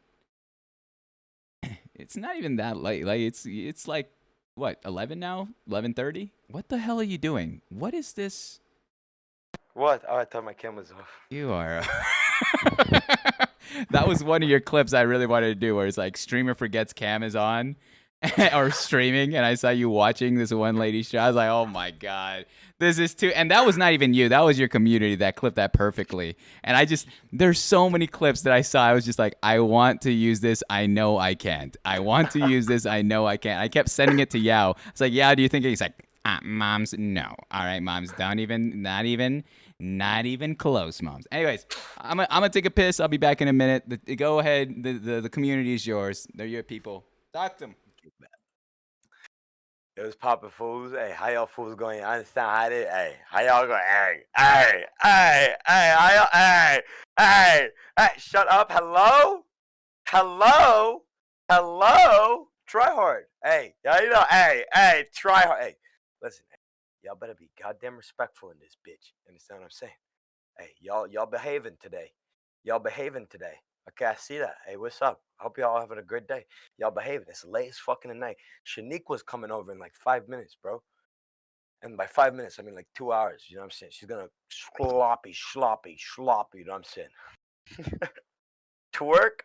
Okay, I don't know. I don't think that's allowed. Okay, I don't think that's allowed, dude. If I was to twerk though, my ass would reach mom's head. By the way, this guy is so short. By the way, like he's so tiny. He's so small, but his dick is huge. It's kind of hot, but he's so tiny. Behaving like misbehave. Okay, don't listen. Hey, listen, calm down. He can't hear me, guys. He can't hear me. He's short. Okay, he's a tiny old man. Tiny old man. Tiny.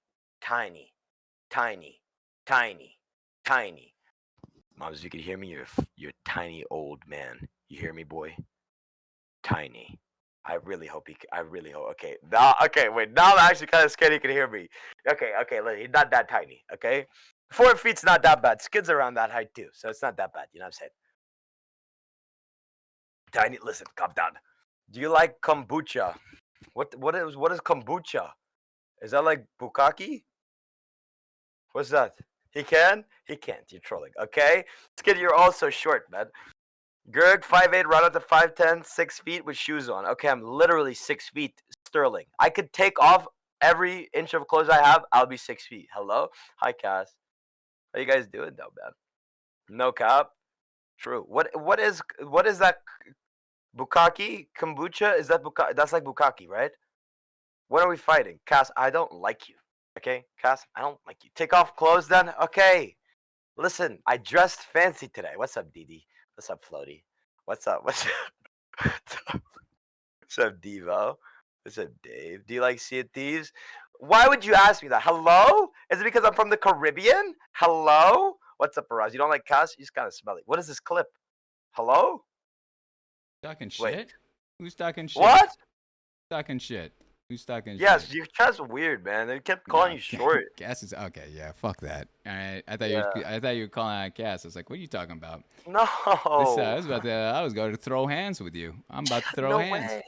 The what is this? I'm trying to get this. I think I've only had one other person wear a tie, and this man looks like it's his little birthday, his first day of school. He's getting picture day shit. It's too much. It's not. I don't know. You're too slick. You're over. You've outdressed me. I cannot outdress you here. I feel underprepared now. There you go. This is my waiter. Anywho, all right. Listen, that's part. You're stealing Parker's job. All right, you're stealing Parker's job with that kind of fit. Let's get into shit. I'm gonna get in trouble. I'm gonna get in trouble for that one. I wasn't worried about the See a Charlie joke. That one's on the house. I would do that time and time again. Parker, man, I love that guy. I love him too. Anywho. Gerg, here's the thing, all right? We're leaning into the heart of the show. It's what I do here and why I do this. It's the life story.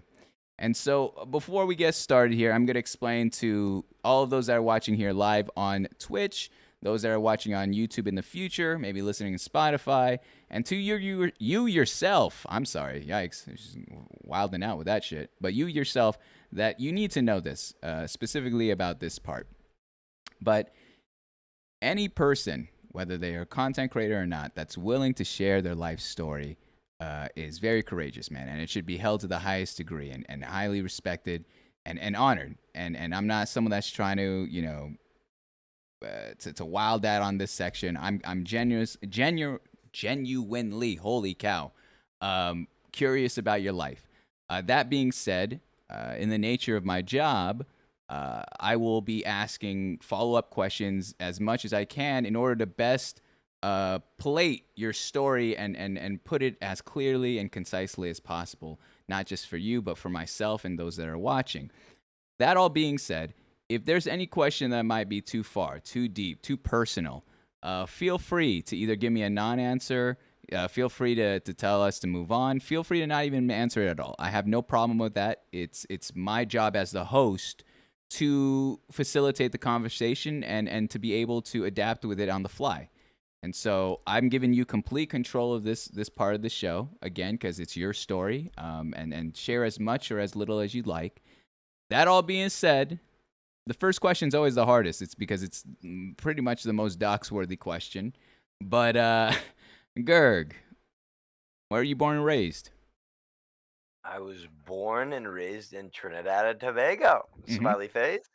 I grew up here my whole life. I spent like a year or two like overseas in like where my dad's from in Syria. But if I grew up there, then I'd have to be in the military, and he was like, let's not do that. You know what I'm saying? Let's try something else. Let's go the other way. Let's go back. You know what I'm saying? But yeah, I grew up here, and I kind of like it here. What do you like most about it? Well, to be honest, it's quite developed. Actually, Trinidad is the most developed Caribbean island. Huge GDP. But it's to the point where it's a good medium ground for me. It's in the middle of being naturist and being city-like. And every time I went away to like the United States or something like that, it was just like it was too much. Like I get overloaded by everything that's going on. It's like anxious, you know what I'm saying? But the balance of having like nature and the city is super calming to me. I like that. What's something, all right, because I'm just another American here, all right? I'm just another K-Kona American here. But what is something that us from the United States, or maybe anyone that's outside of that country that aren't aware about whether it be about your culture or about the place of living, what's something that we aren't aware of in Trinidad? Well, I think Trinidad genuinely is very similar to a mini US in a lot of ways. We have like a bunch of different cultural groups that come in. We have a word for it. It's like also a food, an African food. We call it kalalu. And it's like a hodgepodge, right? I guess that's melting pot.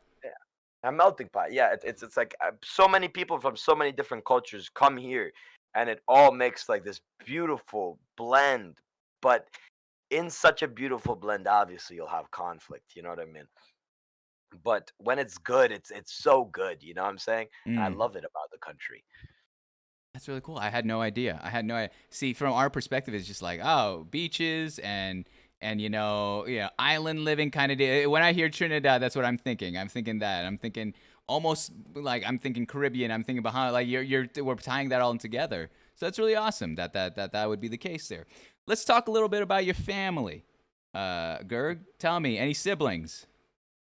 I have one sister, and I love her to death. She's old. Older, younger?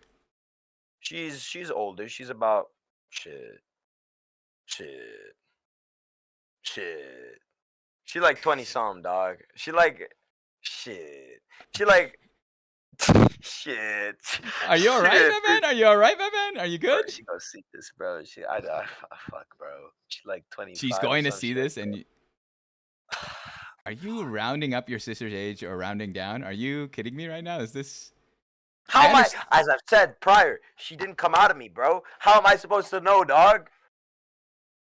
I understand not knowing your cousin's age. All right, I don't know many of my cousin's age, but this is your sister, man. This is it's like it's 26, 20. It's like it's like 20, 22, 23. No. Are you trying 24. To add now? What is this? 1996. Oh, if it's 1996, then it's that's 3 years younger than me. So 25. I forgot when she was born. I actually forgot the year. I just said a random year to sound Okay, smart. ridiculous. This is ridiculous. This is ridiculous. All right. Anyway, so your sister's in her 20s. Tell me what the dynamic is between you and your older sister. Oh lordy. So my sister used to be so mature, man. She used to be like, she used to. So I grew up in a single parent home, right? It was my baba alone, and my sister. So my sister Mm, was kind of like a mother figure to me, to be honest. She was mm, very mature and stuff like that. She always had herself together. And I guess as she grew older, she also got less mature. Okay, and I got more mature. So now I'm like the goddamn big brother at this point, right? mm, But mm, I love her so much. She sadly isn't like she doesn't live with us anymore because she has to go to like university and mm. stuff like that. But she always checks in with me, man. She's such a sweetheart, man. Is it too personal of me to ask? What do you mean by less mature? Well, she acts like and there's this thing with some 20-year-old women, okay, where they act like babies. You understand? You know what I'm saying? Hey, this is all you, man. This is all you. It's just- Oh. okay, not literally a baby, okay, but she like she fucks around a lot. You know what I'm saying? She's like, oh, George, I want Burger King, and I'm like, okay, I'll get you Burger King, man, okay, and then I'll go and buy a Burger King or some shit. Yeah. You know what I'm saying? It's just like I So put she's on the demanding. She's demanding.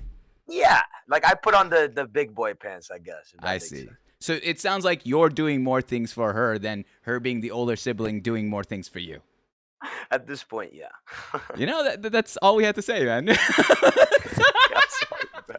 That's I kind didn't know of how to word it, man. It's okay. I'm fucking with you. I'm fucking with you. I'm giving you a hard time. Yeah, I didn't think it was bad. It was bad. I'm shitting on you there. But that's cool. So you're in terms of your relationship with your sister, was there ever like you mentioned that you were the immature one, she was a mature one, then over time you guys kind of switched over roles there. In terms of closeness, how close are you with your sister? Do you tell her everything? Does she know that you stream? Yeah, she's one of the first people like I told because like the thing is like Twitch in Trinidad is it's nothing. You'll be Hmm. lucky. And I guarantee there's less than 100 people in Trinidad who watch Twitch actively, right? Really? Okay. Oh, 100%. So Wow. like I told my sister, 'cause she plays games. She's a gamer, she's a gamer girl. Hashtag swag, you know. So she would be playing games all the time, and I told her she doesn't get to watch, unfortunately, but she always like supports me and calls me and checks in with me, whatever. Hmm. But growing up in the home I did, like with only my baba, my sister and me, we had to be close, like she was like one of the only people I had when I was a kid. Wow. Yeah. I needed to be close with her. Just to clarify, Baba, that's father or what's? Yeah, Baba Okay. is my dad. Yeah. Okay, cool. All right.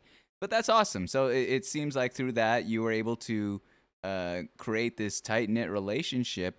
What was the conversation like when she found out that you were when you streamed? How did she take that? Was she like, "Oh, cool," or was it like, "Are you sure? Were you safe on the internet?" kind of deal? What was that conversation like? Well, these people in Trinidad, they don't know anything about Twitch. Hmm. Like it's scary to them. So I told her I streamed on Twitch, and she like didn't really understand what it was. And I was like, yeah, you could be live on Instagram. She was like, yeah, yeah, yeah. I'm like, yeah, I do that on Twitch. She's like, oh, okay. I was like, I told her when I was into it like a little bit more. Hmm. Um, when I started to take it a little bit more seriously, and I was like, yeah, I'm like the number one Trinidadian streamer. She's like, what? I was like, yeah. She was like hyping me up and shit. Yeah. And she was like, do they know my name? And I was like, no. And she's like, tell them my first name. Tell them my first name. She's Yeah. like so excited about it. Yeah. You know what I'm saying? Have, And she always like messages me about like what I'm gonna do on stream, what plans I got. hmm Has she ever been on stream? I tried to bring her on one time. She got so nervous, bro. Yeah. She called me one time, and I didn't say it was my sister, and everybody thought it was my girlfriend. Okay, so she's like, "Hi, Oh. Georgie," and I was like, and everybody's like, "Ooh," and I felt so weird, man. It was so weird. Oh, You know? yeah, that one, that's creepy, dude. Keep that in the South there, man. That's what.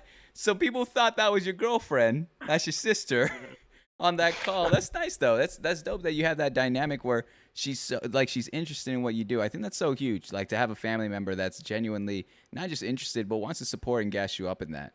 And to be able to market yourself as the #1 Trinidadian streamer, that also helps too. But uh, tell me now, then tell me about your relationship with your parents.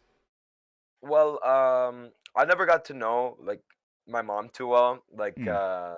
it was like a big story, but like when I was younger, she just went like one day she went missing, and like we never Wow. heard anything about her like ever again, Yeah. and it sucked, right? Yeah. But um, I grew up with my pops, and we were super close. Like I I I I am my father's son, if that makes any sense, you know? Like you could tell that like he raised me and I wouldn't want it any other way. As weird as that would Mm. sound, right? I am who I am today because of my father.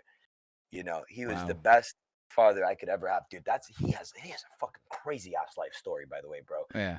The way he came to fucking Trinidad and shit, that shit's insane, man. Mm-hmm.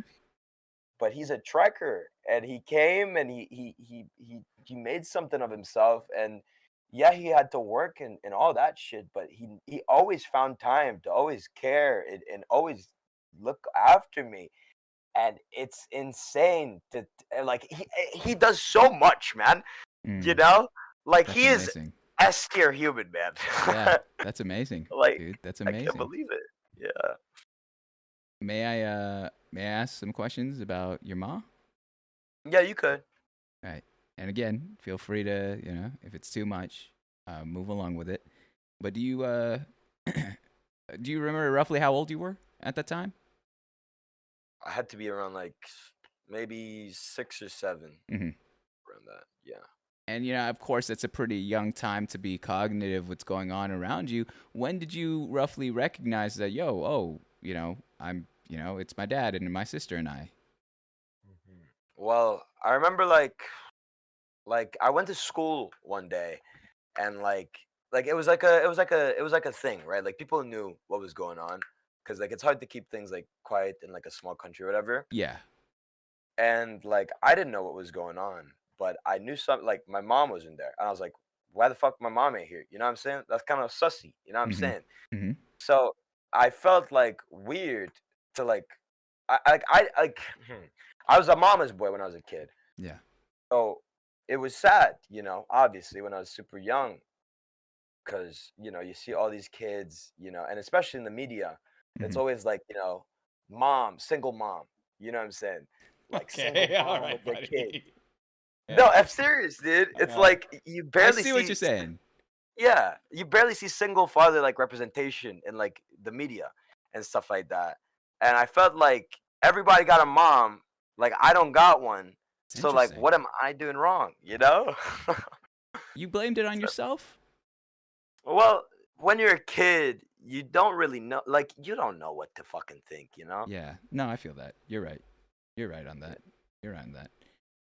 You just one last question on that. All right, one last question on that. Do you still think about it today, or have you fully, you know, just thought, all right, well, it's my sister and my dad and I. Like you said, you're your dad's son. But do you still ever wonder? Do you still look for that closure? To be honest, like this is like weird, right? But because of like how like my brain works and how like I think about things and empathy and stuff like that, I got over it in like maybe like it took some time, like 5 years, but I Wow. got over it eventually. Yeah. Like Yeah. that's like the one thing about the autism and stuff like that Mm. is it makes certain things emotionally easier to get past. Mm. You know, Mm-hmm. it might, it pairs me with certain other things, but like with like stuff like that, I could like I could set my emotions like aside, and like they don't like even exist for like a lot of it, which is it sounds weird, I know it does, but like I never think about that type of thing ever again. It's weird, Wow. like it happened, but it's gone now, you know. Yeah. Yeah. Damn. I appreciate you sharing that though, Gerg. That's huge. I think that really did. That's a vulnerable spot there, and I thank you. I appreciate that part of your story there. How about your tell me about your relationship with your dad. Again, I'm gassing up the fact that this is you said S tier human. Tell me what is the dynamic between the two boys of the house? God damn, hey. Yeah, you know how Papa Gerg be doing things, bro. I spent so many years with that man, dude. I like he so I gotta tell you about his story, bro. It's so good, man. Go ahead. So he came from Syria, right? So Hmm. he finished his military service, he finished his degree, and he came to Trinidad expecting to go to the US like afterward, right? Hmm. So he arrives in Trinidad, and fun fact, it's very hard to access one third world country bank account from another third world country. So it Okay. was basically impossible for him to get any money. So he was dead broke in Eesh. Trinidad with only the shit he brought with him, right? And Holy what do cow. you bring with you when you go somewhere? Clothes. Exactly. So, like you know the stereotypical thing when somebody's homeless, they got like the stick with the picnic stuff and they tie up everything. Mm-hmm. Yeah. He used to go around with one of those. I shit you not. He would No, knock on Jai. everybody's door and he would sell them clothes. Wow. His Holy clothes. Crazy. And until like he had nothing left and he had the cash or like what? he did that until he had like he sold all his clothes and like a ticket from Trinidad to the US is back in those days was only for the richest of the rich, right? That shit's Hmm. so expensive. Hmm. So he um he got enough money to get like a car, like a small dog shit car, right? And he got this car and he would just drive around Trinidad and he would look for people that need help doing something, anything, and he would just go and help them. And he wouldn't ask for anything. But if they give him something, they give him something, right? So Yeah. he'd just drive, see a woman, she's like, oh, I need help hanging my clothes. He would go and help them hang their clothes. And Yeah. like that's what he would do, right? And Holy shit! This is just like a video game. This is like Stardew or fucking friggin' Animal Crossing kind type beat. Damn, he's just roaming around being like, "Yo, you need something? I'll take some bells for this." That's wild. Do you run for yeah, he mayor did at some that. point? Like he must have known everybody at that point. Dude, everybody like he was known in like the communities like he used to Yeah. go in. Like they're like, oh, that's the guy, dude. And like as time progressed, you know, he got enough money to like start, you know, being able to buy clothes and sell clothes. So he started buying Mhm. and selling clothes out of this van. And you know, he upgraded to like a little van. It was still pretty stupid, but we used to call the van Vanilla. Just this big white, you know, it looked conspicuous to be honest with you. It was a big white van, and No he windows, just just no windows at all, and just stuff it full of clothes. And we yeah. don't have designer clothes, you know what Mhm. I'm saying? We have like Adibas, you know what I'm saying? We have shit, you know. But nobody cares, man. Yeah. Like we can't bring the best of the best to Trinidad, Yeah, so we yeah, sold those, and like you know, eventually I was born and all that, and my dad still did that, and he took me with him, so he would put like a little baby me in the car next to him, Mhm. and we would go and we just sell clothes. And you know, when you have a little child in the car, you know, you'd be like, hey, come over to the car, I'll show you some clothes. By the way, this is my son. This is my Yep. son. He's just born, by the way. He was just born like 2 days ago. Look at him, so ugly. Anyways, let's go to the back. So, Get 12 shirts, we could change his face. That's insane. he's a good businessman, It was dude. beautiful, yeah.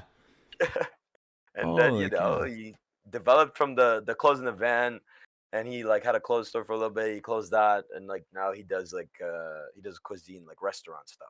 That's so That's cool. cool. Holy cow. That's like, honestly, that's like literally grinding from nothing, from having nothing or not being able to access the things that would help you otherwise to making something of your life. And most of all, to supporting your family, you know? And like you said, you know, we now know the part of the story where he was a single father. Like you said, that's not a common thing that you see online or in the news or whatever. You always hear single mothers. You always hear here in the States, we always talk about childcare in the sense of like, oh, if things don't work out, they're always paying this side. But like to hear that your dad stepped up in that manner, not just in a way that uh, that was what is it? It's not that just he had to step up out of the circumstances, but literally like he had to make a whole new life with you, with the kids involved. That's insane. And like I'm not giving enough, like the verbiage I'm using is still not giving it credit, because again, it's hard enough being a parent. And then you have a parent, 2 kids, and no other resources but literally to survive, to hustle, to grind and work. That's so wild. No wonder. Now that makes it so much more clear why you say S tier human, because he literally sacrificing his life for you and your sister. That's so cool. Holy cow. Holy cow. Gerg, since you gave us a story, let's make a moment, all right? A memory here. Something that's great about the internet, like we've talked about before, this is recorded. This is evergreen content that will be put on YouTube later. There it is. All right. Well, you just winked at yourself and all those that get to watch this. But tell me this, Gerg, because I could feel the passion and love you have for your dad, and the most of all the appreciation too for what he's done for you in your life. And the thing is, you're growing up, and time, Father Time's undefeated. It doesn't wait for anyone, and we won't have another day like today. So wherever you go in life, Berg, whether you're staying where you are in Trinidad, or you're going else abroad, or you're getting married, you're having your own family, what is something that you would like your father, your dad, to always know about you? Whether it's something that you would like to say to him directly, or thank him, or any of that. What is something you would like to, similar to a time capsule, have immortalized forever, and possibly even show your dad later on in life? I just gotta say, if I gotta say it directly to my dad, thank you for giving a fuck about me. Thank you for believing in me, and not giving up and not going. Thank you for being there for me no matter what, and always asking me and always giving me shit. Like, I can't believe, like, you would go out of your way to give me every single fucking dog shit thing I would want, no matter how dumb or stupid it was. You would always, like, get me anything like I need or anything I want, and you didn't make finances or anything a problem to me. You you just made my life perfect, man. And thank you, Habibi. Ya wele, Habibi. You know. I got teared up, man. Yeah, I got teared up, because the thing is, like, I'm not even a parent, and I know for a fact every parent wants to hear their kid say something like that. To say, like, you did a perfect job. And there's a lot of, moments that holy cow, that don't get that opportunity. A lot of people that don't get that opportunity. And so that's really cool. That's a really cool thing that we got to capture there. And again, keep it in your back pocket. Keep it in your back pocket and know that this is out there. But that's awesome, Greg.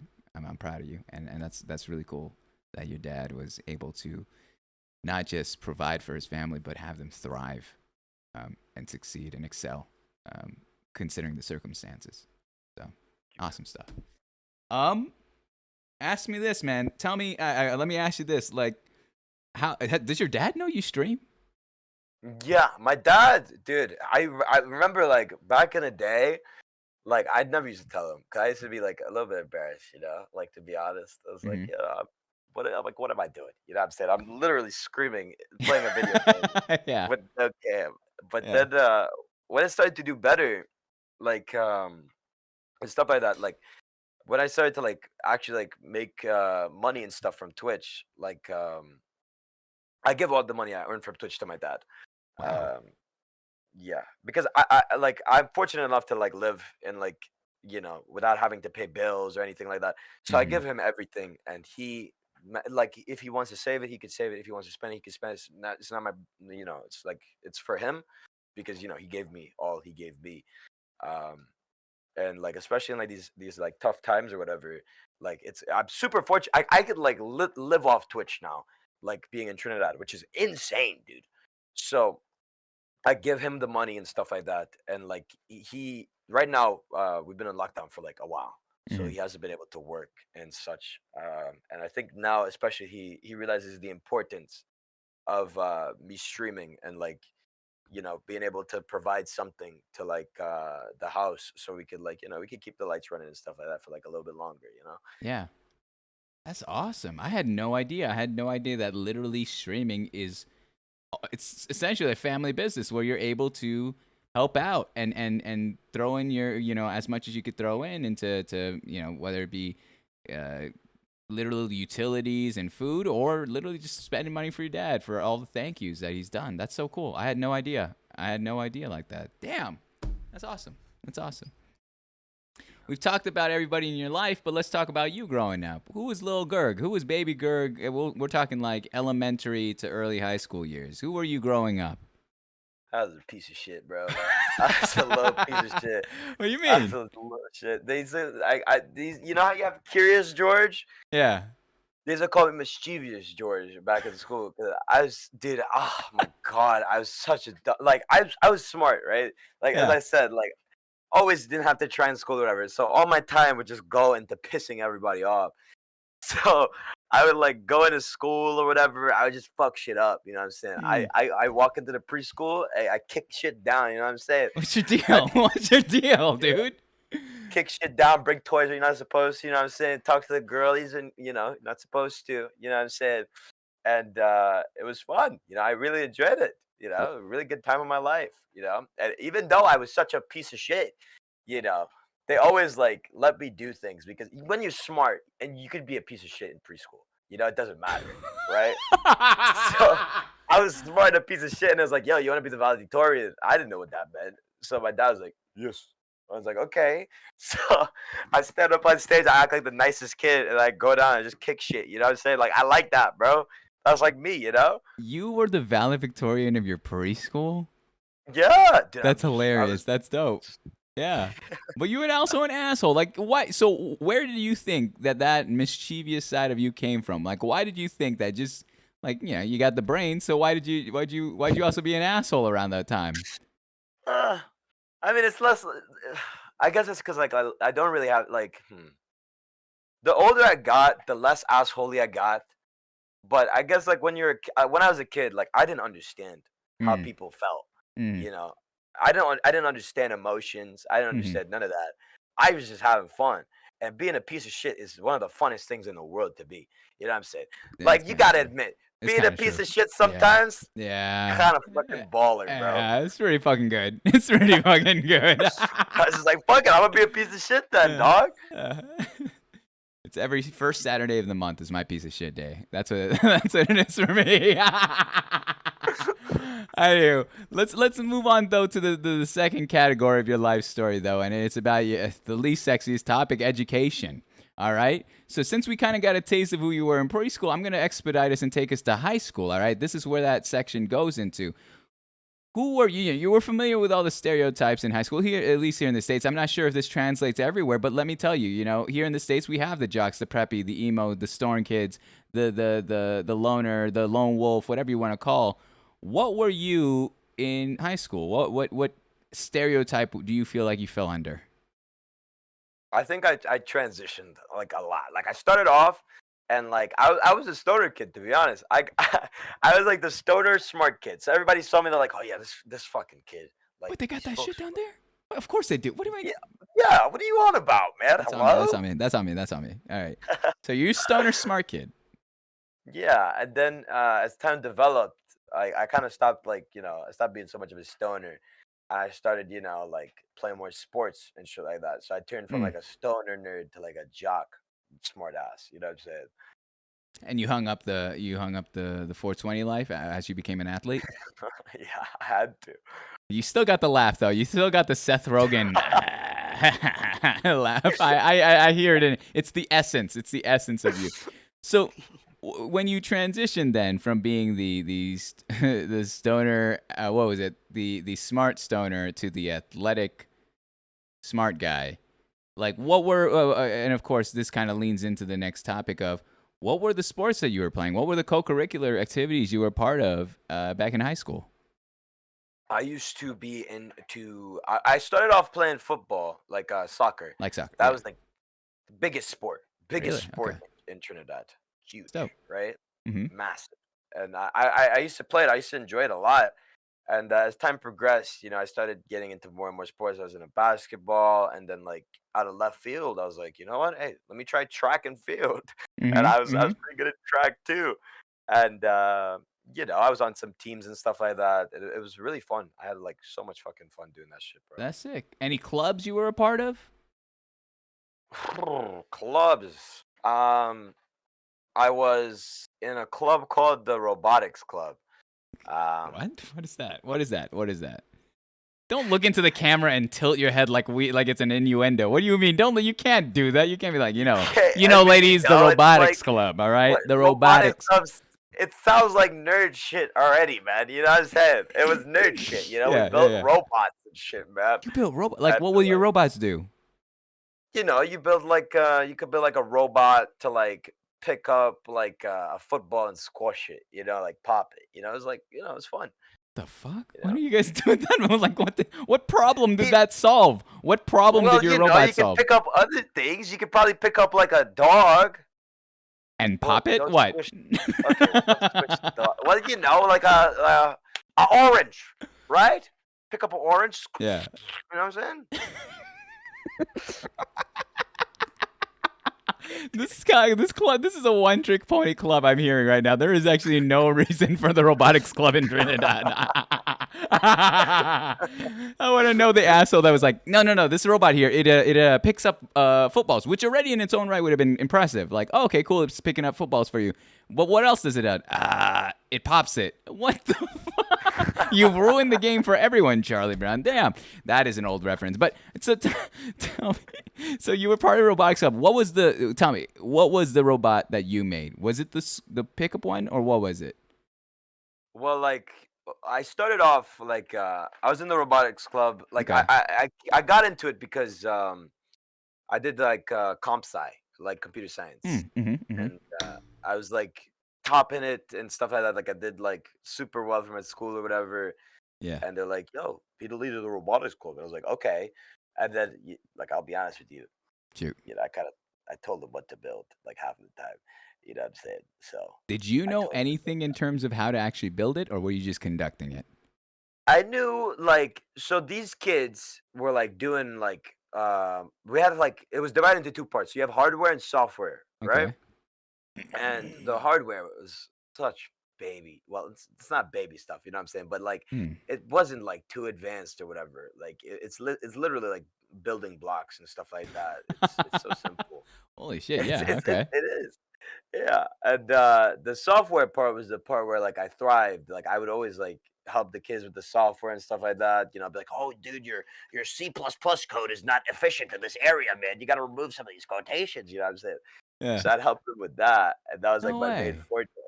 Yeah. That's wild. That's actually pretty impressive. That's wild. I had no idea. You were in the back end of it all, trying to figure out. And what was your finished product?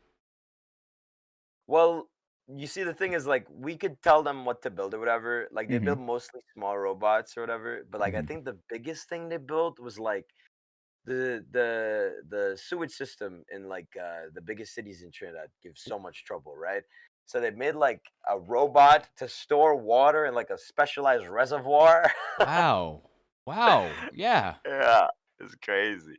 A high school team did this.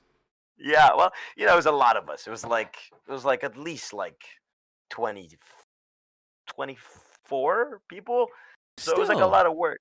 that's But yeah. extremely impressive. Holy cow, that's awesome. That's so cool. Seeing like at a young age, you're literally impacting your city, your environment directly with that kind of work. That's so cool. This is the truest glow up from being the stoner to Was this still during stoner phase? Was this still, or was this No, athlete phase? this is athlete phase. Okay, so you clean up your act, all right? You clean up your act. As what is it? As Demi Lovato once said. All right. Okay, dude. Okay, We're just gonna continue quoting Demi Lovato and see where we can go with this. It's fine. So we go from there, and I'm gonna ask you this question here about your high school experience. All right, Gerg, tell me a memory. It's story time right now. Tell me a memory of something that occurred in your high school experience. Maybe it's something that was really impactful that you look back today and you still look fondly upon for inspiration, or maybe it was something that was tragic that hurts you, but you've learned your lesson from it. Is there a memory during your high school experience that you have that you're willing to share there? Mm. Well, now being in like the type of schooling system I was in, Mm. Like I said before, like I worked my whole life to like get that scholarship, right? Yeah. And the school pushed me towards it. But not only that, I think my school is also a big reason of like me being who I am today, just because of the way things were. It was a strict school. It was a Catholic secondary school, by the Mm. way. Oh. So it was super strict. Men only, uniforms. Had to do your classwork always on time, no late. It was super strict until like the last 2 years when they like let you be an adult and be free. And I remember this is funny memory, man. Mm. I was in school and there was this kid. We'll call him Killa, right? Okay. And this kid was crazy. Like he did crazy things times 500. And the craziest thing this kid ever did was one day it rained super bad, right? Yeah. School Yeah. started to flood. And we had a field because we were very good at sports in the school, and we Mm-hmm. had a Mm-hmm. soccer field. And this kid took like he was like like I think 18 at the time or something. He took off his school uniform and went in his underwear and started swimming on the ground, dude, and just beating the water left and right like a idiot, Yeah. right? Yeah. Yeah. He did it, and the entire school just gathered to watch him do this. So there's just this stupid kid in the middle of the field just splashing water all over the place like a dumbass. Everybody in the school is just watching him because there's nothing else better to do. It's just raining. And that kid is crazy, man. And like the principals and the teachers called him up, and they're like, "What were you doing, man?" Mm-hmm. And he's like, "I was just splashing around." And they're like, "Okay," and they just let him go off free, which was crazy because they were so strict. But I think the biggest thing I get from the whole school experience was that when you're young, right? When you're under the age of 18, people are gonna treat you like you're 5. People are Yep. gonna treat you like you're the smallest little baby's kid, Yep. right? But I think it's very important to realize that once you hit 18, that's out the window. Like you're a grown ass man or woman. You know what I'm saying? You're grown at this point, bro. Like you gotta do shit, dog. Like it ain't baby shit no more. Like that's your life, bro. Like Mm. teachers not gonna be strict with you no more. What's the Mm-hmm. point? You're an adult, you know? Mm-hmm. So don't be a little baby. You get me?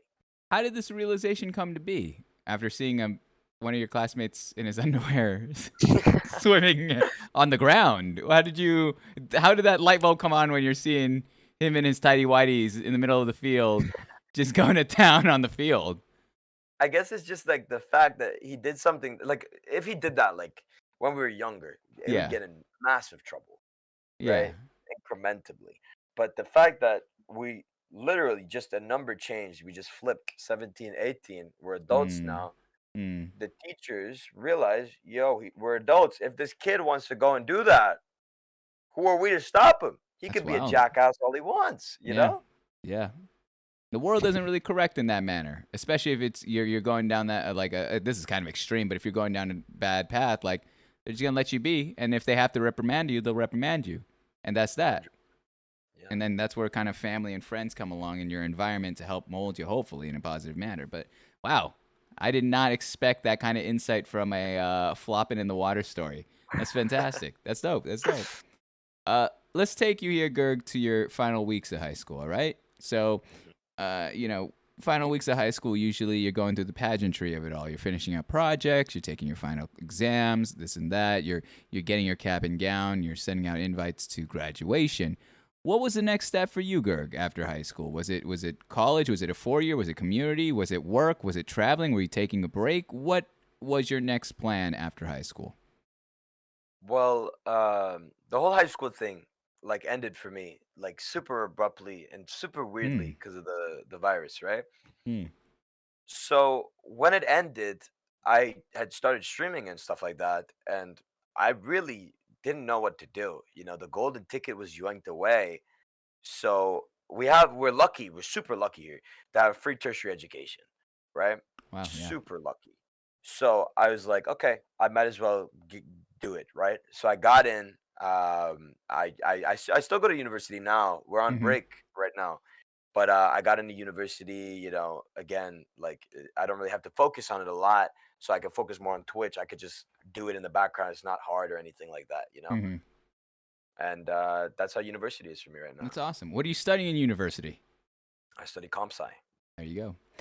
Out of curiosity, because you're telling me that education's provided, correct? Mhm. Over in Trinidad?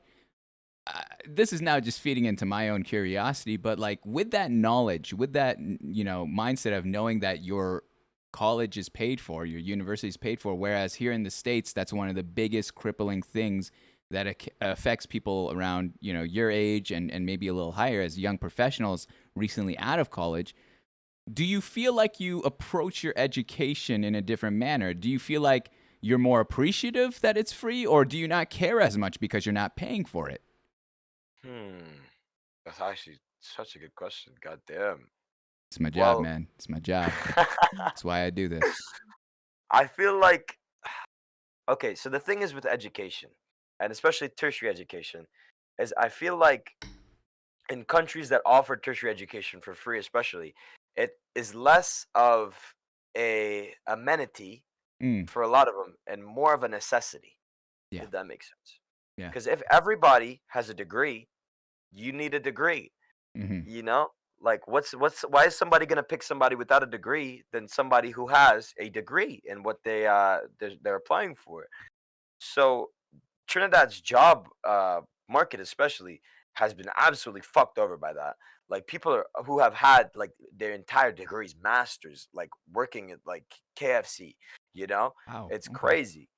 But that's how it is due to tertiary education, and we have a big problem here too, which is known as Hmm. brain drain. I don't know if you know that term. No, what is it? So brain drain is the process by which people who receive tertiary education in a given country leave that given country to live a life somewhere else. So migration Ah, in okay. terms, right? Yeah, okay. Yeah. Which is, natural when you live in a small country. Mhm. But the fact that we have so much brain drain occurring is very Monka W. You know what I'm saying? The government's scared as shit Mm, because people don't. You need people to work small jobs, but if everybody's getting free tertiary education and leaving, mhm, then they're gonna go somewhere else where they don't have that, and they're gonna get a job. mhm. And That's that's fascinating. genuinely how it was. Yeah. Do you see yourself being one of those people that, gets the education and dips, or do you see yourself as a lifer over in Trinidad? Well, the thing is, like I've left Trinidad before. I've seen other countries and what they have to offer, and I've never found like I don't know. Like we have a saying here. It's like if you come to Trinidad, you'll die in Trinidad. Oh It's my kind of scary, God. That's but it's supposed to be terrifying. nice. It's supposed to be nice. It's supposed to be like yeah, That's like like well, you'll go ahead. you'll come back and die. But That's not what I'm hearing, my man. I'm hearing that's like me saying, Dave, me, you'll never leave. Like that's you're threatening me, my man. Nah, I understand it. It's sly, it's slick. All right, it's a little too crazy for me. But what so, but what would you do? What would you do in that context? mm, I think I just gotta go. I gotta see the world more to see Yeah, if I want to live somewhere else. yeah, I like that. Any places in particular? I always wanted to live in the UK or Canada, man. Yeah, Always. yeah. That's a dream. That'd be cool. Maybe a work study, maybe a 100%. work thing on the side. That's God, awesome. That's God awesome. damn. I like that. I like that. Let's go on to the third topic, all right? Of your life story. We're going to talk about work history. We're going to talk a little bit about your work history here. And we're going to include streaming into this section as well. All right? Okay. Again, do you have to use the restroom? Anything? I'm fine. I'm good, dog. All right. Well, you know what I have to do. So I will be Bro, come on. All right, bro.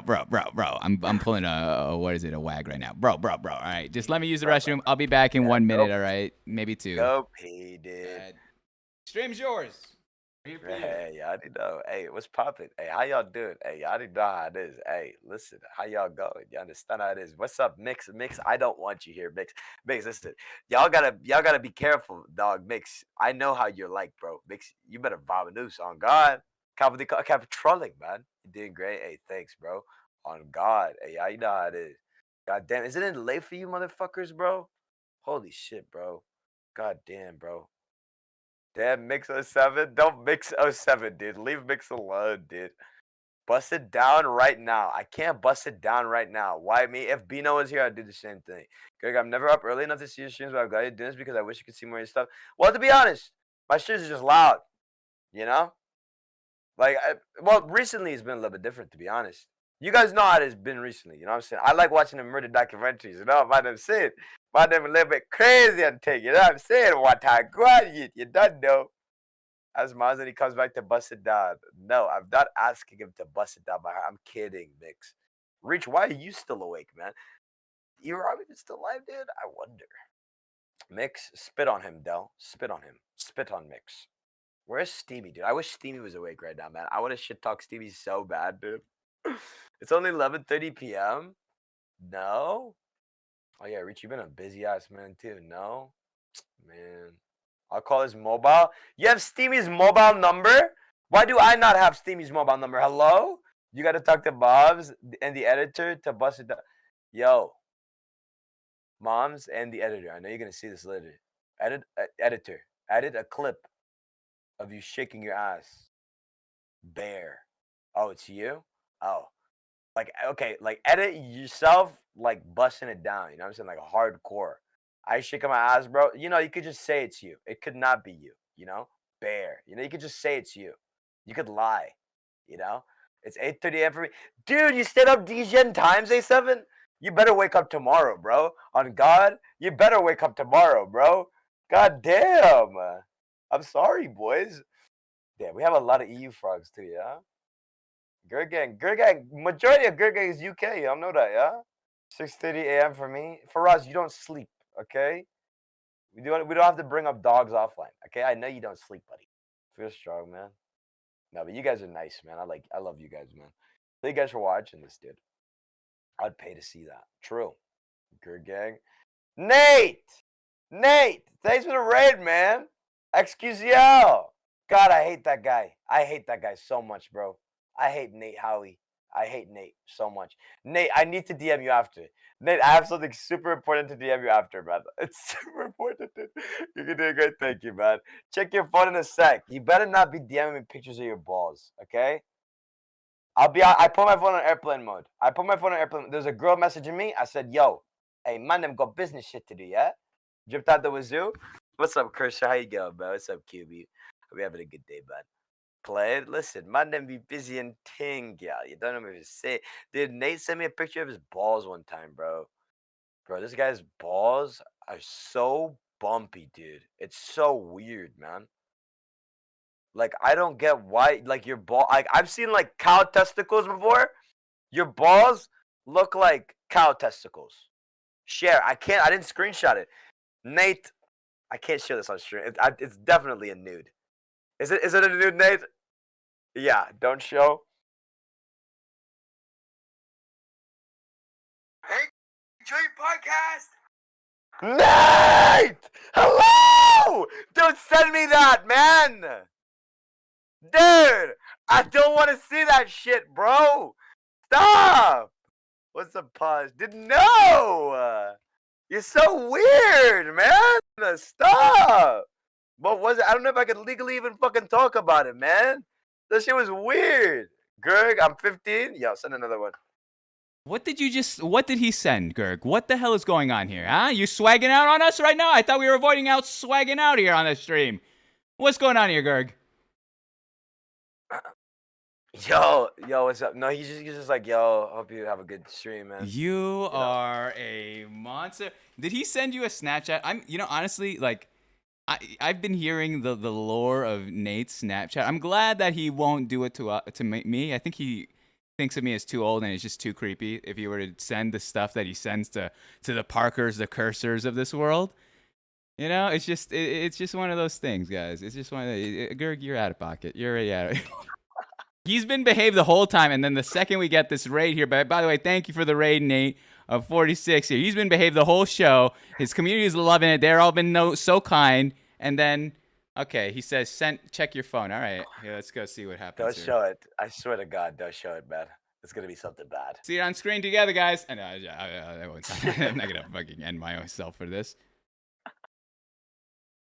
Oh my God! Why are you yelling that in your phone and showing that? Gosh, like father, like son. Am I right? Jeez Louise. All right. Jeez, like.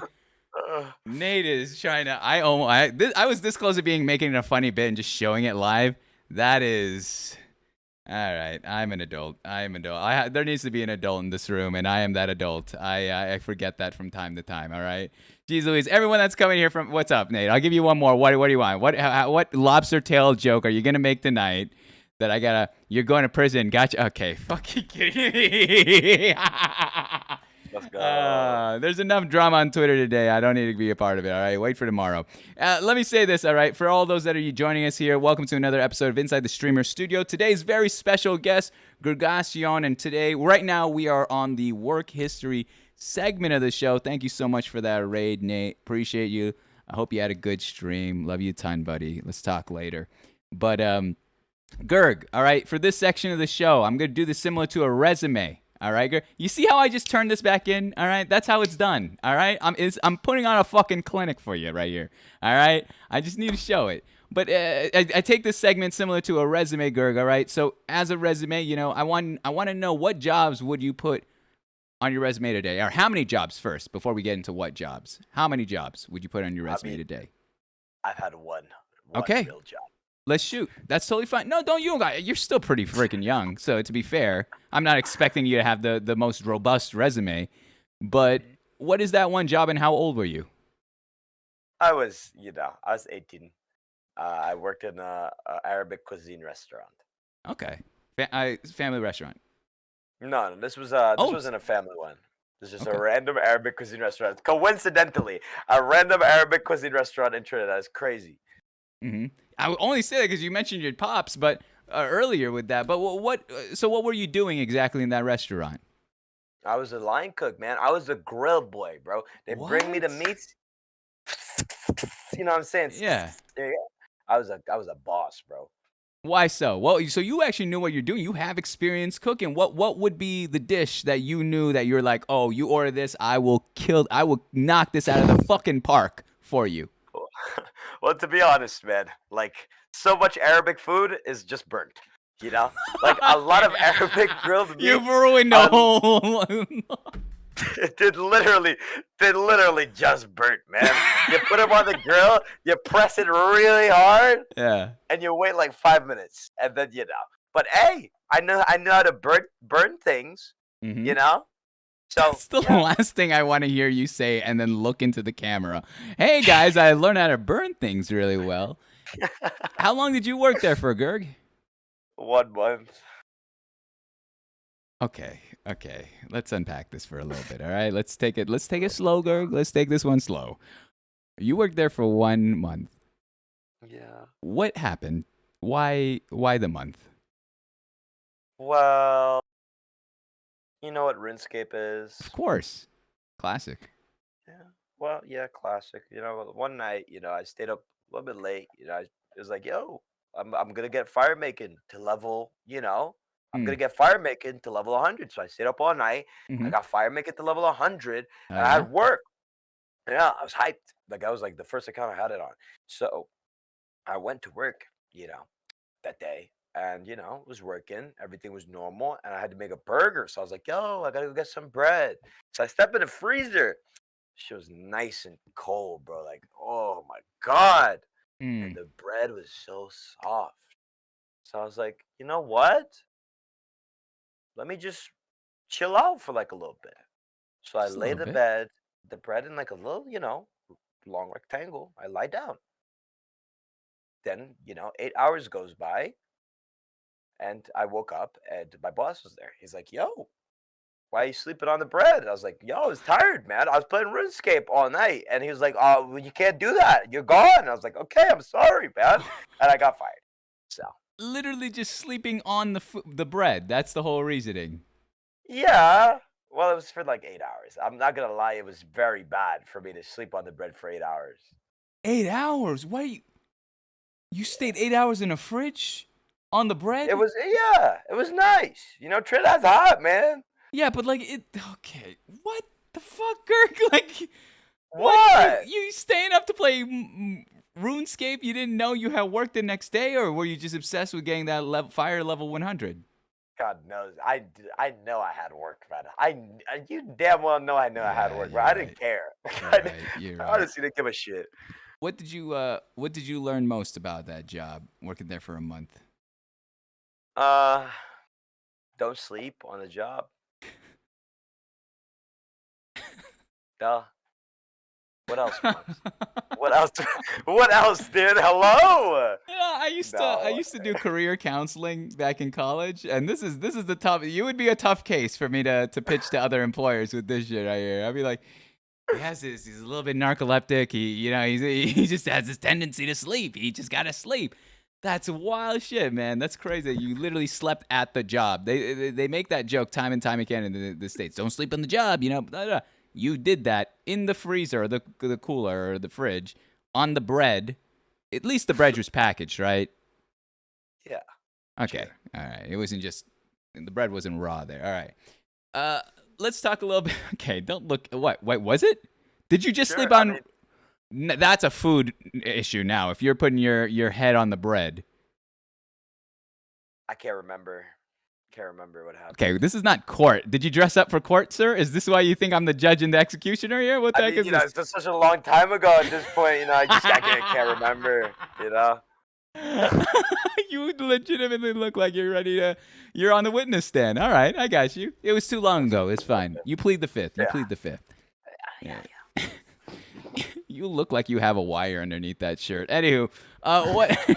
Why do I think I'm getting recorded to get arrested after that whole Nate bit with his fucking showing his ass, his fucking bubble butt of an ass? Okay, That was disgusting, guys. That was disgusting. That's too far for me.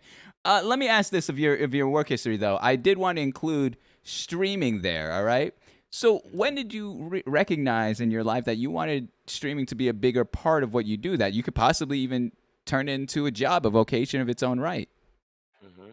I think it had to be like when I put on cam for the first time, like when I had started like doing cam normally, it was such like a boost, like for like my channel. Like I went from getting around like 5 years or something like that to like bumping up all the way to like 20s and 30s and stuff, and it was growing so fast. And people were like so supportive, and it was coming so quick and so quick and so fast, and it was hard for me to keep up. But I saw like how fast everything was going, how I was growing and stuff like that, and I was like, yeah, I mean, I should take this more seriously. If people actually like to watch me do what I do, Yeah. I might as well give them something nice to watch. Mm-hmm. Do you see? Even before we get to that question, how do you feel like you can? Do you feel like you can balance uni work and streaming pretty well? 100%, yeah. It's All it's right. it's like schoolwork's never been like a challenge for me, like in my life, to be honest. Okay. Okay. How about in terms of after you? Let's think to the future. After you graduate from college, do you still see streaming as something that could be a part of your life? And if so, do you think you could take that to the road? Like you said, you want to travel. I mean, the thing is about Twitch, I feel like Twitch is just so unpredictable. Yeah. You know, I don't know where the fuck I'm gonna be in like 2 years or 3 years. Like, I could be super relevant, or or everybody could hate me. You know what I'm saying? Mm-hmm. So, like, like me trying to put like anything on that is it's hard. But Mm. I think if Twitch, if I keep growing and more and more people keep enjoying my content, and I feel like there's something there, then of course, wallah, I'll continue it. Yeah. I'd be remiss if I didn't, Yeah. you know. But that, on the opposite end of it, if people don't want to watch me, I'm not going to stream if people don't want to watch, Of course. Yeah. Definitely. That makes sense. In an ideal world, let's say Wi-Fi was on point, money wasn't an issue, even viewership wasn't an issue. What kind of content in an ideal world would you like to be producing, or would you just continue to be producing what you do now?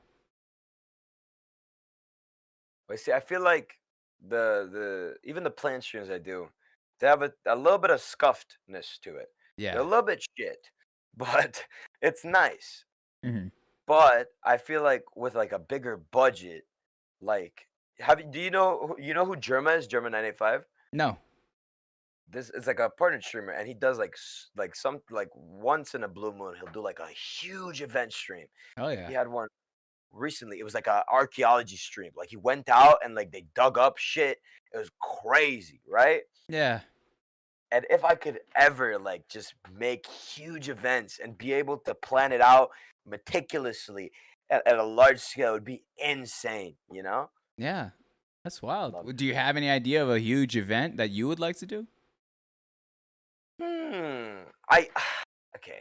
Well, Why was that super villain-esque sound that you just that's Cruella de Vil kind of deal. I like that. to be honest, like I don't really know. I kind of like. I think a good stream. This idea is like you give people professionals Mm. like 30 minutes or like an hour, 2 hours. You tell them build a boat or a plane or something, right? I want to see if they could build a boat or a plane in 30 minutes. In like 30 minutes, you know what I'm saying? That'd be Hmm. crazy. I'll give them what they need, but limits. You know, I can't give Yeah. them a crane, but I just like tell them like, yo, like build a plane, and like they could build like some dog shit plane, you know. But if Yeah. it flies, it flies. That's kind of impressive, you Exactly. know. Exactly. And especially in 30 minutes, what is this, Chopped? This is a ridiculous Yeah. like fucking contest here to build a plane. It's not even a paper plane. It's a interesting how your brain went into building planes though, Gerg. Interesting. Anyway, so that might be a branding thing. That might be a branding thing that you have there for you and your channel. Let's But I appreciate that. That's awesome, though. I'm excited to see where this journey takes you, man. You have such a unique. I mean, we've talked about the uniqueness of your stream, but even your time zone, it's very much unmatched because you are just as the Australians are going to bed, but you're early enough for the Americans to also watch, and then you also have that EU. Like it's almost like the Twilight Zone of time frames. Like no one can fuck with you. Like it truly no, honestly, like you have such a cool spot, and that's why like I think you hear the cliche of like I just need more eyes on me or I need more notoriety, but like honestly, if you know, hell, I would like with all the people that we know here through this platform, like you would be the ideal person. I've seen Sia Charlie raid into you. I've seen Tunks, and those are two different communities raid into you, and it just fits. You're good at what you do. You know how to accommodate new guests and new communities, and be able to be like, hey, it's not the learning curve to be here isn't too crazy, and even so, like we're gonna teach you, and we're gonna have you understand what's going on here so you don't feel left out. But I love that, Gerg. I love that. Why's that face? Why's that face? You got a little face on. I'm wondering. Nothing. Don't worry about it. My man, it's part of my job. I could take the beating from chat, all right? Some people don't know how to do. I know how to take the beating, all right? Especially with people like Nate over here just trying to get me canceled with things he does himself, all right? But here's the thing, Gerg. We're going to lean into the last part of your life story, and it's one that everyone's so nosy about, dude. Everyone's so nosy about this shit. We're talking about romantic relationships, all right? Romantic history. So similar to the work history part, I want it like a resume, all right? I'm not talking about the women that you had a crush on and maybe had a thing with in elementary school. I'm not also talking about the people you swiping left and right on. I'm not talking about any weekend gigs. But how many individuals had the official stamp of approval as the significant other to Gerg? Like girlfriends, man. Yeah. Shit, dog. Why you get so I'll be nervous? bro. I am such a dog shit boyfriend, man. I'm such a Okay. shit boyfriend, dude. I want to hear this. It's probably like maybe like 3. 3? All right. Probably like 3, yeah. Easy. The first one. How old were you and how'd you guys meet? Oh no. Okay. Well, I was like 15. Okay, she was like 14th. Okay. And we used to go to separate schools in the same like region, right? So we live in like the second biggest city in Trinidad, and she used to go to like a Muslim school. I went to like the Catholic school, and I Yeah. knew Arabic. You know what I'm saying? So them Mm-hmm. girls in that school used to eat me up. You know what I'm saying? Wallahi. Mm-hmm. So I thought she was cute or whatever, and we dated for like maybe a year or so, Sure. and it was fine. It was we were kids, but it was Of it was just course. kind of like first relationship type shit. What was the game you talking about? You said you were able to spit some game. What was the game? What was Gerg's game back at 15? Like it's being Syrian in Trinidad super rare, Mm. right? So I had that going for me, Okay. right? I spoke Arabic. Um, this is back when I was just moving out of the phase of smoking weed and stuff like that. So I was getting my shit together, and it was good.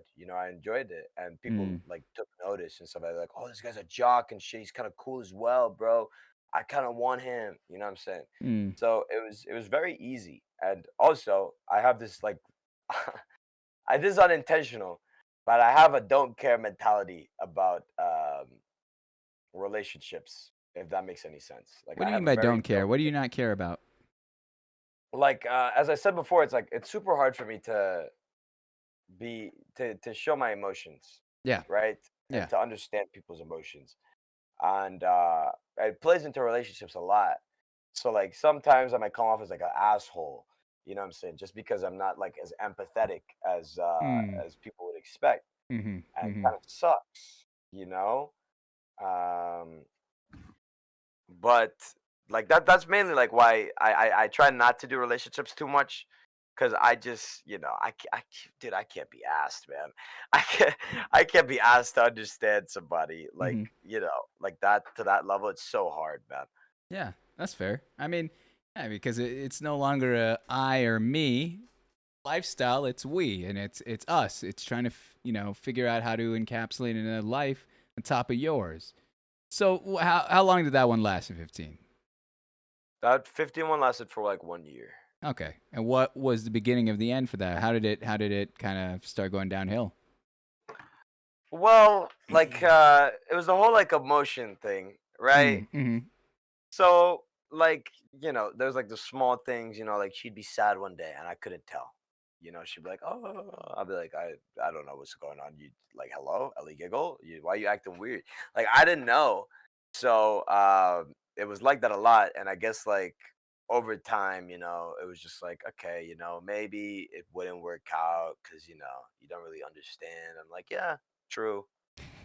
you know, Oh my so we gosh, you just didn't ended even fight for that. Was she shocked at how willing you were to let go after a year? well, the thing is, I don't know, man. It's like I guess like she probably knew my character by then, right? Okay, So yeah, she's probably like, yeah, it's whatever. I yeah, knew you'd be like, so fair you play. know. How about the second one, Gerg? How old were you? How'd you guys meet? Second one was for like a month, man. But These are I month-long liked gigs. her. I think I was 17 to 18. Yeah, Okay. 17 to 18 around that time. And it was like 1 month. We like on and off, and she was like, "Yo, I like you." I was like, "Yo, she's hot." So She hit you with I the vulnerable "I like you," and you're like, "Yeah, you're pretty hot. oh, You're good. I You're didn't I you're didn't say she was hot to her you're worth my face. time." Okay, Jeez. I Okay. was like, Thank the Lord. Chivalry's not dead. I'm glad. you know, Wow. What a be like, gentleman. yeah, love you too. I guess you gotta be like Love. that. Oh my God. Love you too. I guess. Don't write your own vows, Gerg. Let me write them for you. All right. Just let me write your vows for you. This is brutal. Love you too. I guess. Uh, So but you. that, Yeah. that's how it was, man. And you said that this was fairly quick when you said it was a month. What happened? Like, what this one, when a quick turnover occurs, like something must have occurred where something must have happened that it just didn't work. It crumbled apart quickly. Well, that's on me. I got into a relationship with her because I thought she was hot, but her personality was dog shit, bro. She was dog shit personality, man. Like What I like what is a dog shit personality to you? like I like I don't like people that are like I don't know. Like I'm unempathetic, right? I'm a Yeah. piece of shit. right? So my No, but partner, I understand what you're saying. no, my partner needs to be. I'd like my partner to be so different from me Yeah. that like I can learn about somebody. That's why I don't like date or anything like that. I want somebody I could just learn about, Hmm. you know? And this girl was hot, but she was just basic. Like, it's so rude. Isn't But that she though the was, opposite of you? yeah, but it's like something I've known. Like, I know basic, you know? Okay. I know what she's like. I know what she's going to be like. I know what her background was like. I know what her future's going to be. Yeah. It's like, yeah, her story's written, and I know her Wow. story. I swear that's a song. At Is least it? the intuition lead the way. Oh yeah, it is. What is basic in Trinidad? I'm out of curiosity. What's basic to you? Basic is like, it's like the girl who, dresses nice. She probably had a few other boyfriends that were like popular guys. She goes to the football games. She goes to another school. She's like, it's Interesting. like one or two prestige schools. So like in Trinidad, you have prestige schools, which are like the best high schools or secondary schools, and like it always had to be a girl from one of there, Hmm. and she probably like played sports or something, and the most basic thing, and it's like, yeah, she's hot or whatever, but it's not my cup of tea. You get No. me? You want someone that's just grunge, just gonna match crazy. I'm still not understanding what opposite looks like to you. Then. I want a girl who's not even from where I'm from. Mm, Somebody who is so culturally different from me that it's gonna shock both of us, but it will give both of us the opportunity to learn about each other. I love You that. know? I see. I see. I like that a lot. I like that a lot. How about the third one, Gerg? The last but not least. What happened to her? How old were you? How'd you guys meet? This is pretty recent, actually. It was 18 to maybe October last year. Wow. Yeah, and she was fine too. Oh my god. She was okay. You get away with words, my man. She was fine. She, you know. It's like she was good. She was very nice. I appreciate that. But I guess when you're growing up, Mm, especially, I feel like from before COVID, during COVID, and then eventually after COVID, there's been such a big change in everybody, right?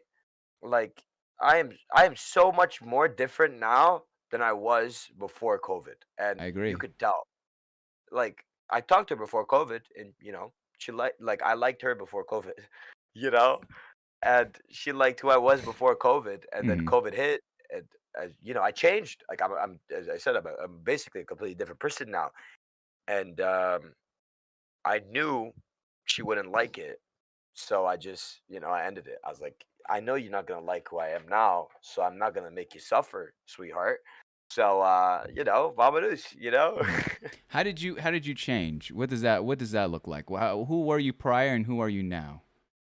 Well, we're talking about the before, like how from streaming and COVID, it really like let me come to my own and become myself. So she Hmm. fell in love with me being, the smart jock guy, right? Okay. Like, yeah, like I was the guy who played sports everybody liked. I was a Chad, Hmm. and she liked that. But now I'm Gerg, I'm George. Yeah. I'm myself, Hmm. and I just didn't think she would like me for who I am myself. So But you never gave her a shot to do that? Did you never give her a shot to like it and find out? Or did you just assume that and then cut it off preemptively to protect yourself and possibly her?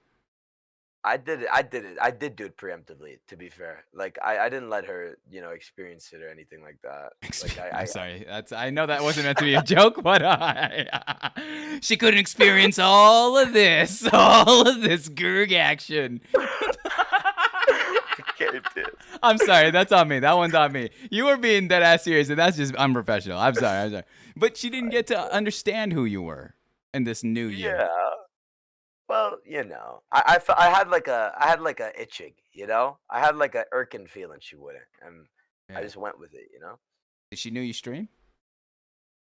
near to the end of the relationship, like when we were breaking up, like Mm, I told her, because I know she'd like if she saw like the streams, I knew she wouldn't like it and shit like yeah, that. So I yeah, tried to keep it hidden, but I didn't want to hide who I was. yeah. So yeah, it's over.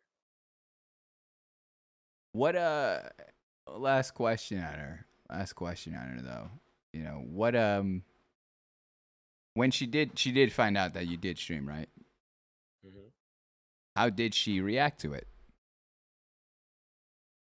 Well, most Trinidadians don't understand it. First off, right? Okay, So yeah, I was that's like, right.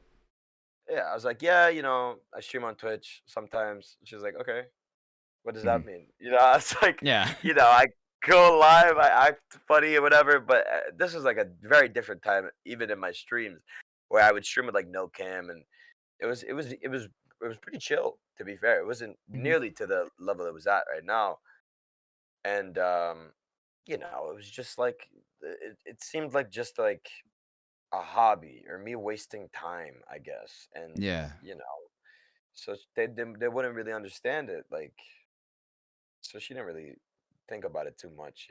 Hmm. Hmm. Yeah, that's fair. She didn't really care. Yeah. Damn.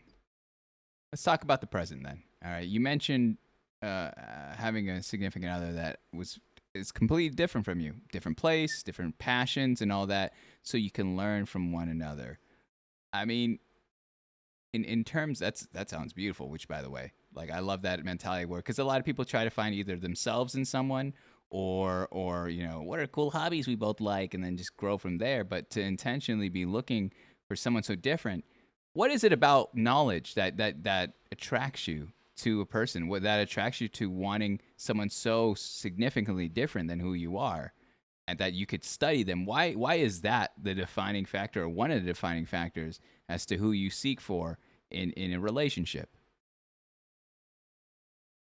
Like, I think the worst thing about getting into a relationship with somebody is getting bored, right? Mm. That's when a relationship fucking goes to shit.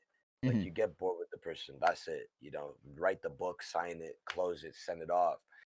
So if somebody's so different from me, I want them to be so different to the point where I might not even fully understand them ever. You know, they might be an enigma to me majority of the time, but the fact that I will always have something new about them that I could learn is crazy awesome, dude. You know what I'm saying? I love that, man. It's like it keeps everything fresh. It's something to learn and appreciate that you could have probably never even heard about before. Like imagine you date a girl and she's like, "Oh yeah, you know, um, I put cereal in the freezer." That's such a small thing, but it's different, you know? That's when I called the police to arrest her. This fucking freak. This double homicide. She also keeps the bodies in the freezer too. That's crazy.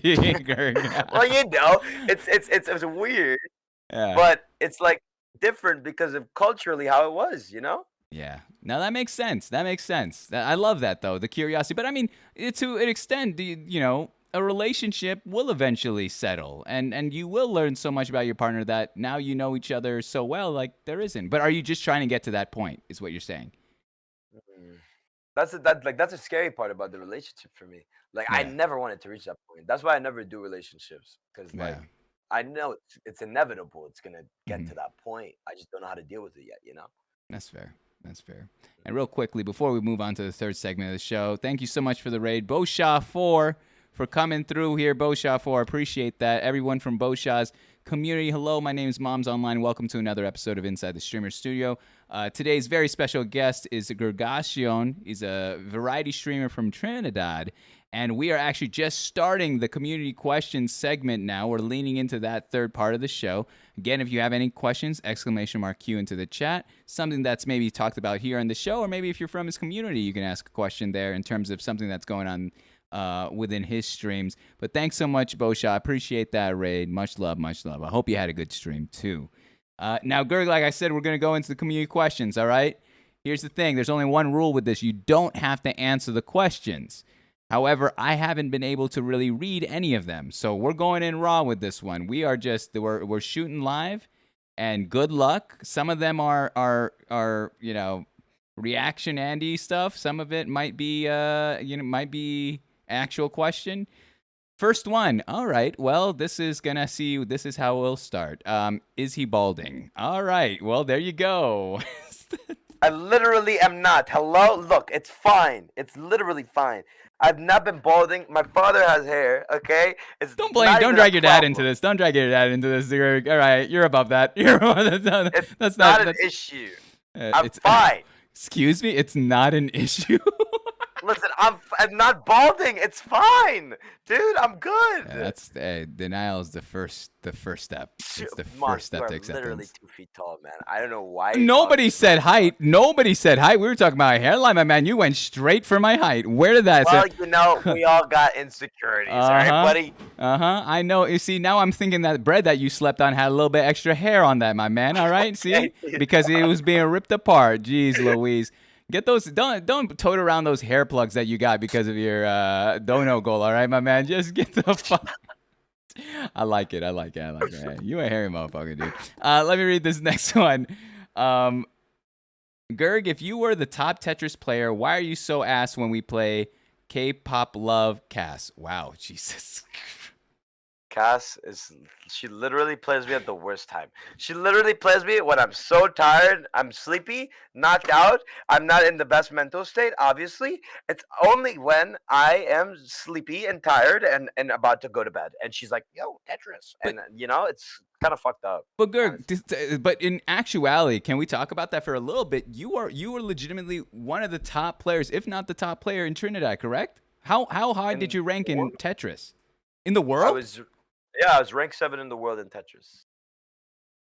Okay, how can we prove this? Is there any proof? Do you have a screenshot or something? Like I used to, man. It's somewhere in this fucking PC, dude. I'll try and find it. Post it on I'll Twitter send it to you later. Post on Twitter later, or I'll post it for you. I would love this. That's insane. 7th in the fucking world in this block game, and we're not talking Minecraft. What? Like how did you were you competing in tournaments? How did you rank up? What is this whole thing? So on Tetris, there was the biggest Tetris website at the time was called Tetris Friends, right? And there was like a elo system. So if you ever played like any game like CS:GO, I know it's a little bit too new for you, but if you ever played a game like CS:GO, Wow, what a shot. What a cheap shot, you asshole. All right. I'm sorry, man. No. I got you. I know who you are now, all right? I know who you are, and let's just say this segment's going to be a little rough for you, Gerg, all right? This one's going to be a rough one. Go ahead. But yeah, I played on that. There was an elo system on it. Yeah. And I kept playing. I had to beat like a bunch of other players. And at my peak, I got to rank 7. And I stuck there for a decent while, and then I just gave up on Tetris. I just got fed up with it, which sucks. Bro, how is that not like a thing in your bio or a thing in your channel point where it's like 1v1 me Tetris, and if you lose, you gift me a sub kind of deal? Like, I would love if anyone here were to say, yo, I beat a former 7th in the world in Tetris, that's a big fucking feat. That's a big fucking deal. And man, But just throwing it. I had it one time, Mhm. and nobody would redeem it because they'll be like Tetris Resident Sleeper is like, okay, hello, Really? like that's yeah. Because the thing is Tetris has no community for Mm. people who would watch. You know what I'm saying? Which is Mhm. why I never stream it, because nobody's gonna watch Tetris. It's literally a block game. Mm.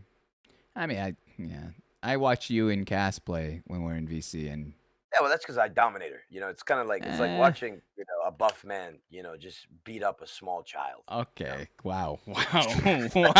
I don't. No, I'm not familiar with that. I don't know what part of the internet you're on, Gerg, that will allow for you to watch enjoyably a buff man ruling a child's life. Not It's even an compete. analogy. Yeah, whatever you Okay. say, man. Whatever you say, man. That's the old Twitch, right? That's the old Twitch you were talking about, Gerg? I'm stupid. This one just says, what was the costume he wore? What costume are they talking about? And then says Pepe laugh. Let's not get into this. Let's not get Okay, into this right now. that's Let's all not right. get into this. This one just says, is Mini Gerg still in the basement? All right. Well, we'll just keep going from there. Moms, remind me to block Gerg on Twitter. Oh, wait. This isn't the DM's cast. Wow, just rude. These are So just funny. attacks Wow. now. What's True. what was your most memorable family event / memory? Jesus. I know God damn. we went from asshole asshole to. By the way, tell us What your the deepest darkest secret. Is this possible?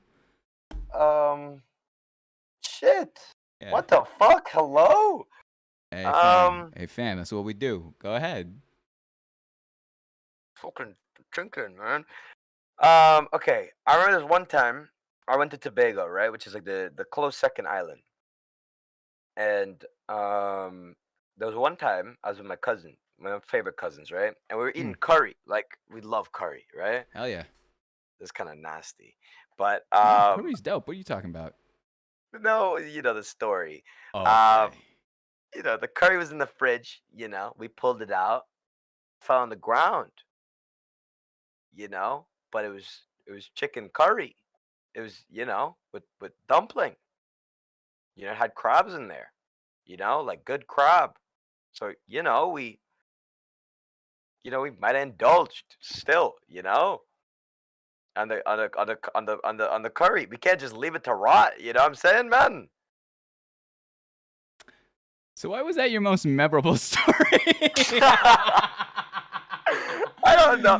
Dude, it's the weirdest things, man. Like I have such weird memories. I have a memory, my earliest memory in my life is me like touching a fan and cutting my finger. Because I was an idiot when I was like 2 years old, and I dropped my ball on the other side of the fan, and I tried to reach to the fan, and it cut my finger. I don't know why I know that. It's weird. It's fucking zooming, and you're like, oh no, if I go through the fan, it'll be faster, guys. It'll be fucking But I was fast. 2 years old, man. I don't got care. such Well, hey, you learned. You learned your lesson. You'll never do that shit again. Did you do it again? Probably. Let's be honest. Let's be honest. I'm glad you were being honest. Yeah, to be fair. Okay, wow. The next question, ironically, is what was the most important thing you learned as a child? Which one, the curry or the fan story, huh? Which one would you like to indulge in?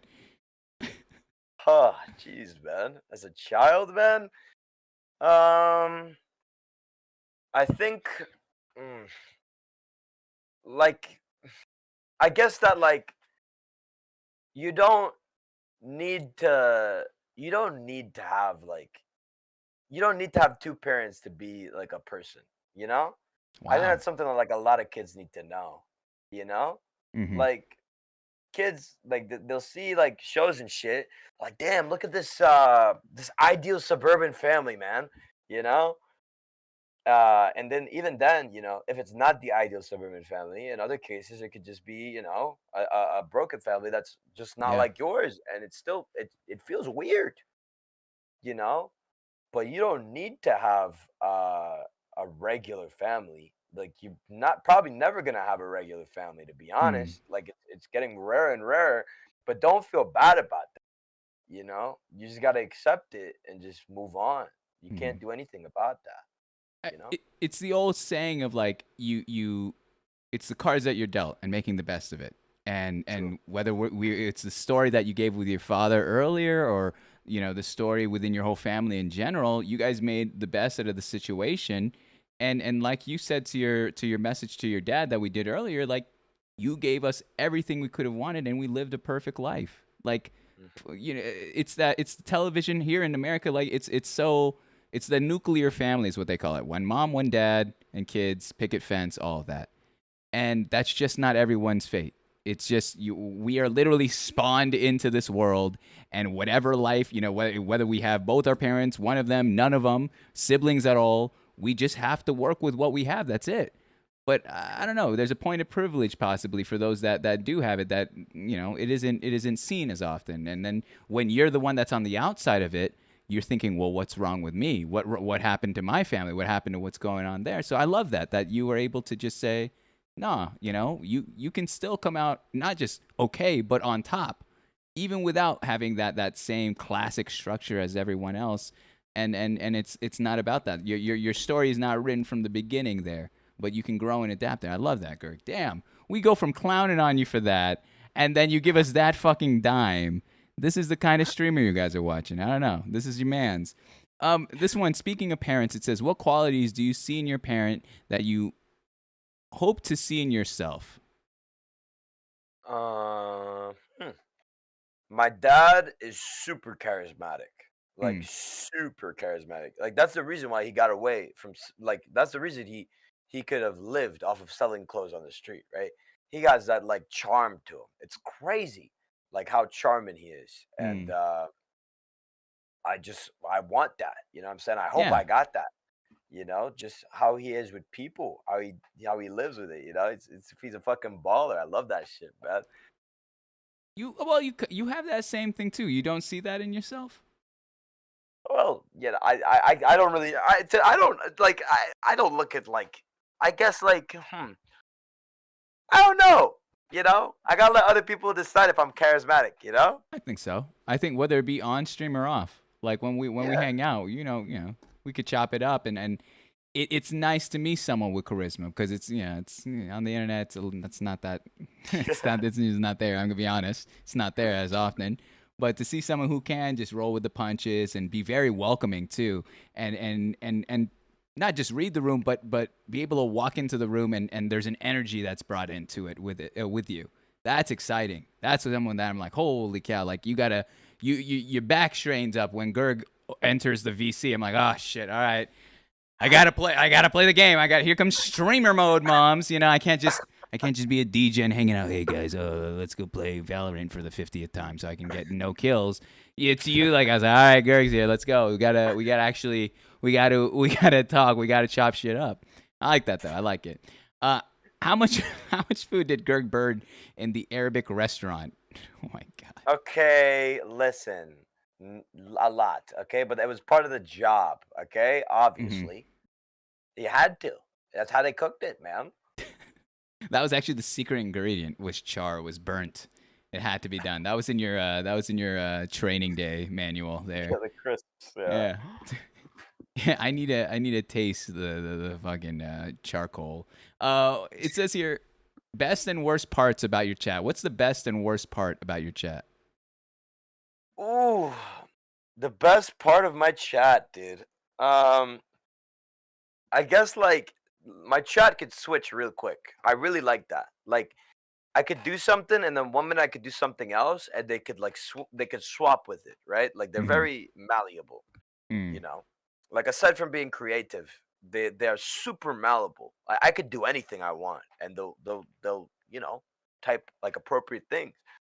But that being said, because of the community I have, sometimes people will come in and they don't know how the vibe is, and I do make old Twitch as content, which is weird, and some people might not know how to behave properly.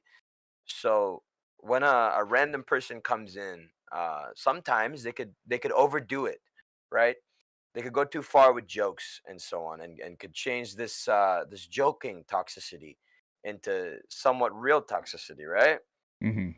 And that's one thing I really don't like when new people come in and then that happens to them, and I tend to just permanently ban those people so they don't like tarnish chat even more than like what they do.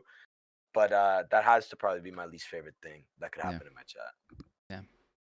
Yeah. When is the Gerg versus Zorro boxing match? What's going on here? What is this? What is this about? Okay, so Zorro is he's basically the Nepalese version of me. Okay, he's No me, way. but he's from Nepal. Yeah, Okay. and he's scary. Okay, he's a scary man, almost as scary as me, but he's quite weak and short, akin to you. So, Okay. Okay, buddy. Okay. Zorro, you have all my money on you, Zorro, and I will give you the brass knuckles needed to put underneath the boxing gloves to knock him out, all right, buddy? This is bullshit. Look at this shit. Look at this. You are about to let down your whole nation, buddy. All right. This is an international fight. This is no longer, I'll be the referee too, all right? I got my referee jersey right next to me. Someone asking here, when's he gonna bust it down? What? Do you dance on stream? Do you drop it so low I on do stream? not, I do not bust it down, man. Okay, that's not my thing, dude. I've never busted down in my life. I don't got cake like that, man. Hey, okay, yeah. We all can't be Nate. After that, after that Snapchat, we all can't be Nate. All right, buddy. True, on God. What was your biggest Chad moment, Gerg? What was your biggest Chad moment? Chad moment. Huh. Like I guess like a big sports moment or something, yeah. Hmm. So there's this one time, uh, we had to do penalty kicks, right? In soccer, if you know what that is, Yeah. penalty. Yes, I do. Yes, I do. Okay. Thank you. So like, we had to do penalties, and like I think I was like second on the block or something. So the first guy missed. The guy on the enemy team, they scored. So I had to go now, and I had to like try and get the shot. It wasn't the one the game would depend on, but it mattered. And I was super like nervous. Like I started like shaking and shit, right? I was like, damn, bro, like this shit's real, dog. Like if Mhm. I fuck this up, bro, hey, then everybody gonna hate my ass, dog. So I clutched up. I kind of like I wrapped like a piece of toilet paper around my leg, just cause like my leg was shaking. So I wrapped a piece of toilet paper around my leg, just to like keep it a little bit still. Mm. I go for the shot, and I got it in, and I was like so hyped and shit like that, and people were like going crazy, and we still lost. We lost. We lost. Okay, because like we lost, but I was the hero. Okay, Mhm. I was a hero, so that was important. Isn't the hero the one that wins the game though? Yeah, but you know, I, I was like the I've hero of the losing team. I've never heard the hero that keeps the team competitive. No movie is like the climax is the fact that the losing team keeps you in somewhat the game. It's usually they either win or there's some sort of other triumph like Rudy where it's like a player that shouldn't play is playing. What do you What, man? Okay, listen, dude. Okay, I literally scored the goal. Okay, all the girls liked me. Yeah, they was like, "Yo, that's the guy. He scored the goal." You know what I'm Okay, saying? no, Gerg. No, Gerg. You're telling me the girls in your school go up to you, hey, that's the guy that scored the goal in the game that we eventually lost. Okay, well, That's what they no, said to you? That's how they not said that exactly. shit to you. Okay, listen. Okay, it Tell wasn't me, tell me what exactly girl like said that. that shit. Tell me what girl that's. It Oh wasn't my like, hey, gosh, I listen. just want to You know. fuck the guy that kind of kept us in the game. That's crazy.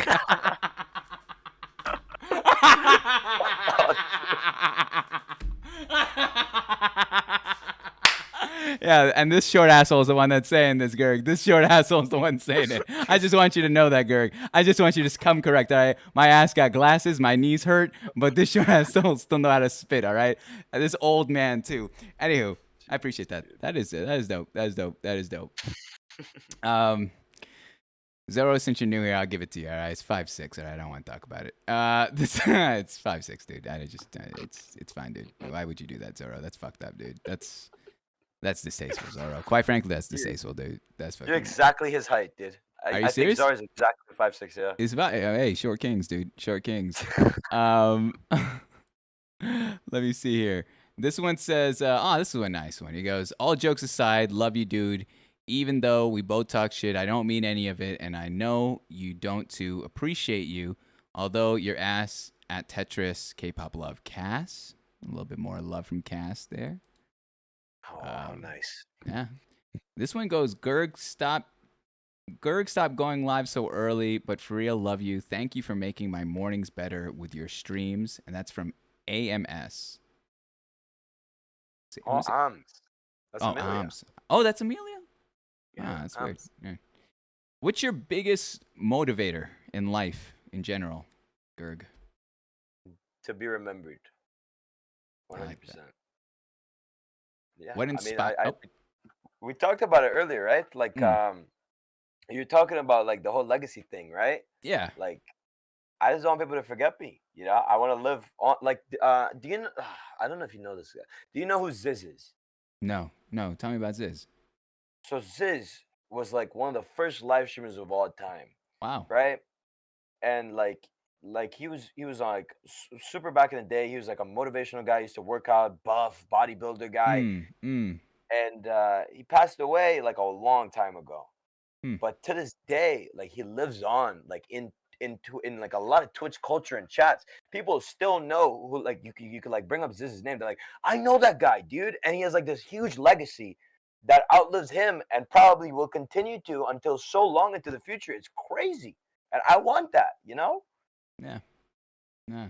I like that. What inspires you to better yourself, Gerg?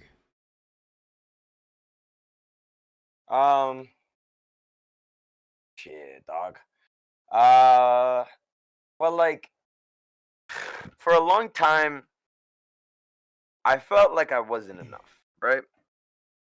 Like, yeah, I was good at academics, but not being able to understand how people felt was a very big, like, hindrance to me, and it still is. But I didn't feel like I was like shit, right? And the fact now that I have like somewhat achievements, it puts most of those worries away, and I feel like I'm at a point in my life right now where think I don't really need to improve myself. I don't think there's anything I would change about myself at all. Like I love who I am. I love what I do. So why would I change it? You know? Mm, yeah, like that. This one always comes in. This one always comes in. I'll read it once. I got three more for you. All right, three more for you. Who's your favorite mod In your chat? in yours? In yours. Don't worry about my chat, man. Don't worry about mine. I think my favorite mod in my chat has to be I4. I4 has been watching me for like a year. He's been there since the beginning, man. He's a Mhm, homie. He's probably asleep right now, this sweet little boy. of Not course. like sweetheart, What? but he's a no, okay, he's like 50, he's like 25, okay? He's like 25, okay? But he's a good guy. He's a good guy. All right. Swagging out. All right. Wow. He couldn't help himself. He could not help himself, ladies and gentlemen. He had to do it at least once in the show. I didn't even mean to, man. I DM'd him before the show. I DM'd the girl. I'm gonna look into the camera. I DM'd him before the show. I said, please don't use this word and please don't swag out. And this man just. I didn't even listen, dude. Okay, I didn't even try to. Okay, I didn't try to.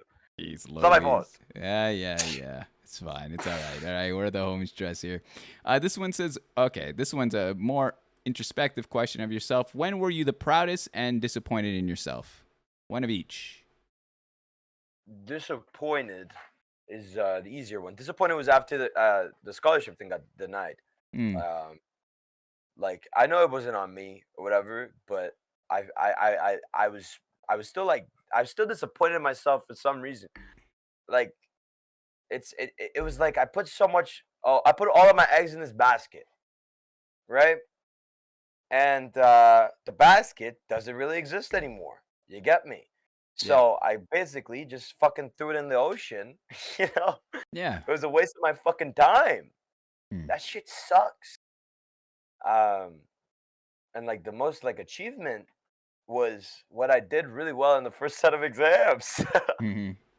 Like that was crazy to me. Like I don't want to like hype myself up or whatever, but like I made like history for like my school and shit with that, Wow. and it was like crazy for me. Mhm.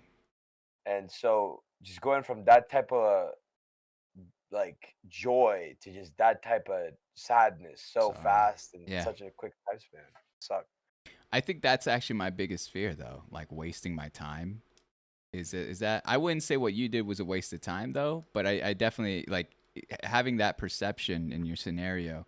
That would hurt. That makes that puts a lot of context behind all the work and efforts. You're trying to grab this brass ring, and it looks attainable. It looked attainable at the time, especially with how well you started off your first year. But to have that completely taken out, beyond your control, especially like no matter how well you did, beyond your control.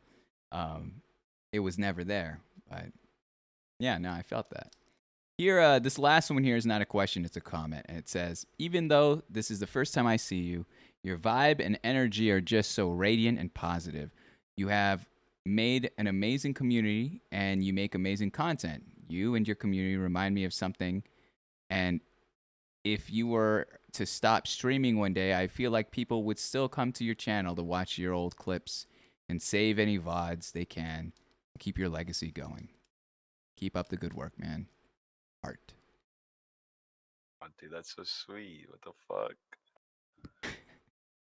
You're the second person to be so surprised by the kindness of their community. I think Hyphen was the other one where they're like, "What the fuck? Where is this live on stream? Why are you doing this in front of moms? Why do you do this? You do this now when when it's not when we're actually doing our shit, but but when you're here in public." Here it is. Hey, it's better late than never, right? It's better that you hear this from them and they get to be anonymous for the most part than never hearing it at all. It's kind of like the parent scenario where it's like we don't tell that enough to our parents that we love them and that we appreciate what they do, especially to their face. And the same thing applies, I think, with streamers, where it's like we kind of just have this assumed relationship that we go live, we're going to do what we do, we're going to have a fun time, and then we'll go our separate ways until we do it again. But to know how you've impacted people's lives and whether it be even something as big as literally being their outlet for the world around them, or something as small as I just think you're funny and you make my day a little bit better. Those are big, and those are really important to know because, let's be honest, at our size, the money ain't there. And so it's the passion and love for what we do. But it clearly, with all the people that have come through today in today's show, to support you, Gerg, it's obvious that your friend Darion, am I saying it correctly? Darion was right.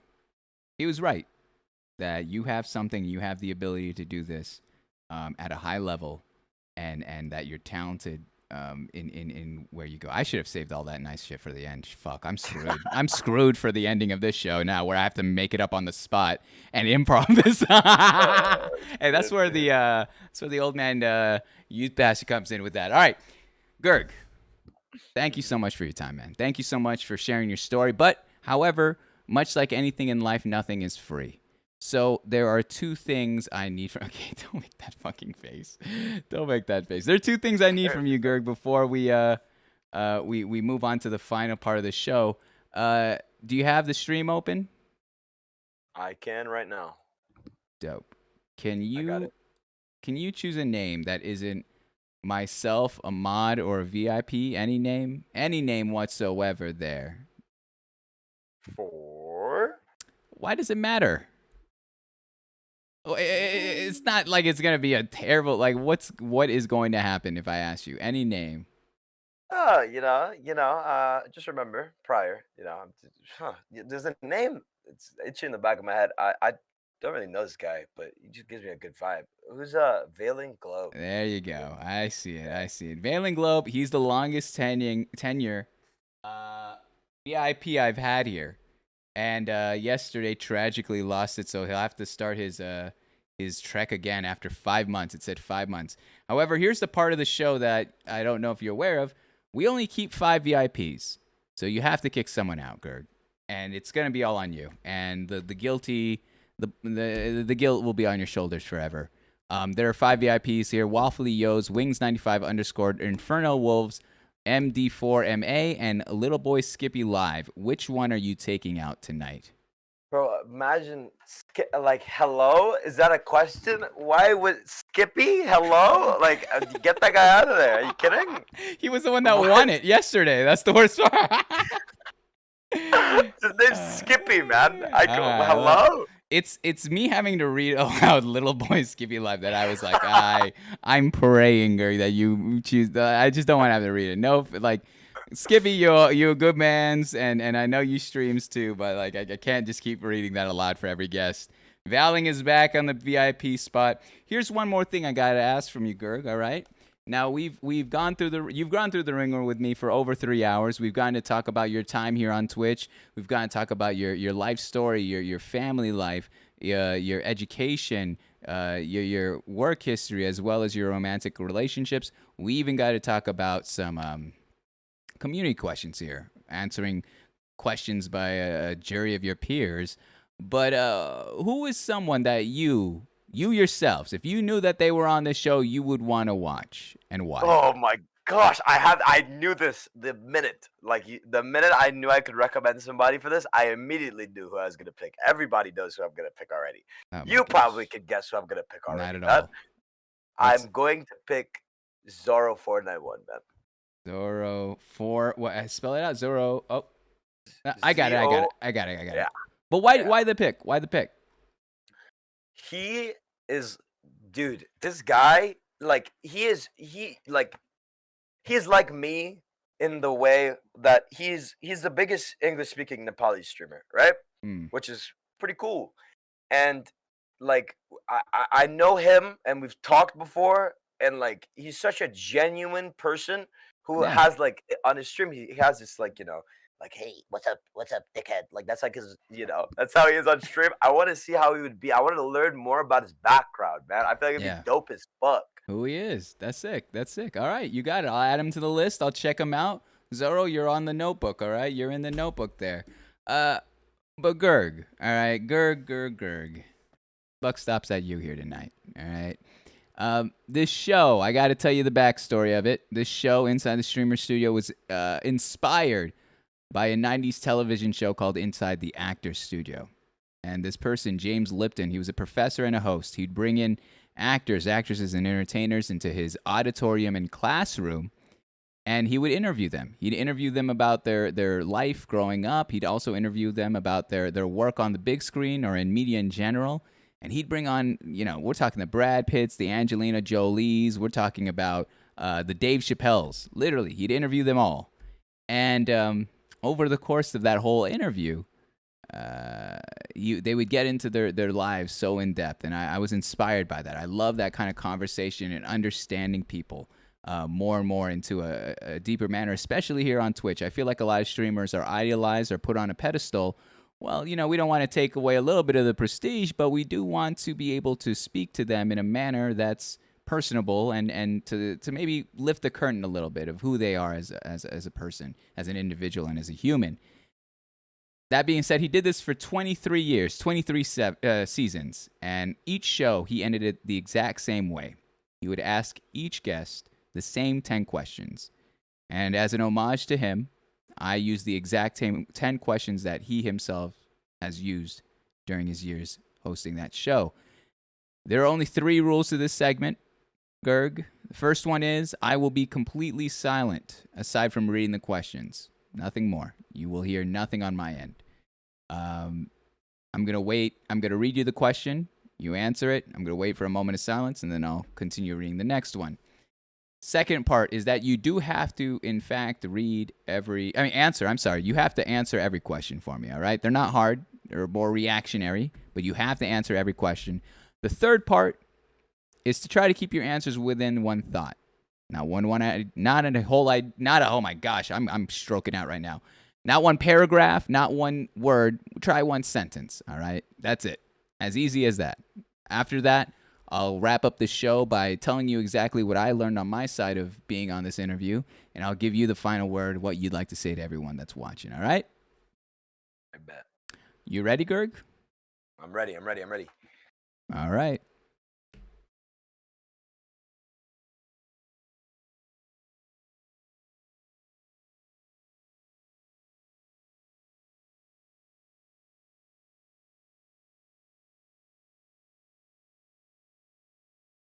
Question 1. What is your favorite word? Moist. What is your least favorite word? Xylophone.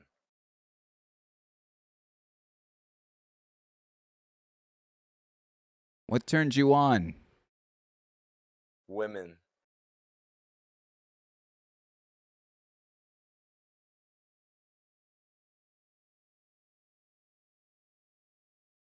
What turns you off? Men.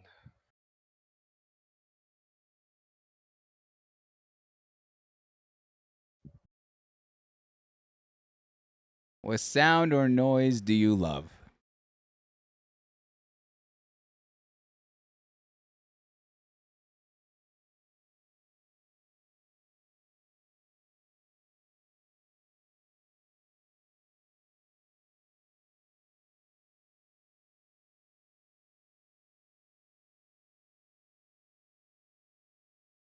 Fire truck.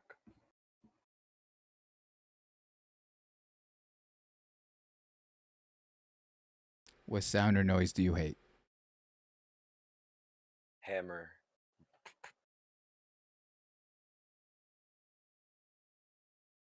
What is your favorite curse word? Fuck.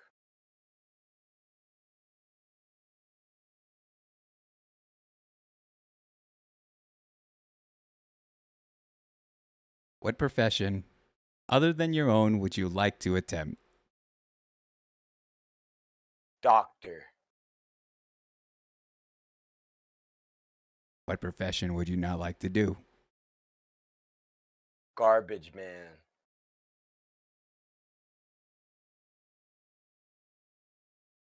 And lastly, Gerg,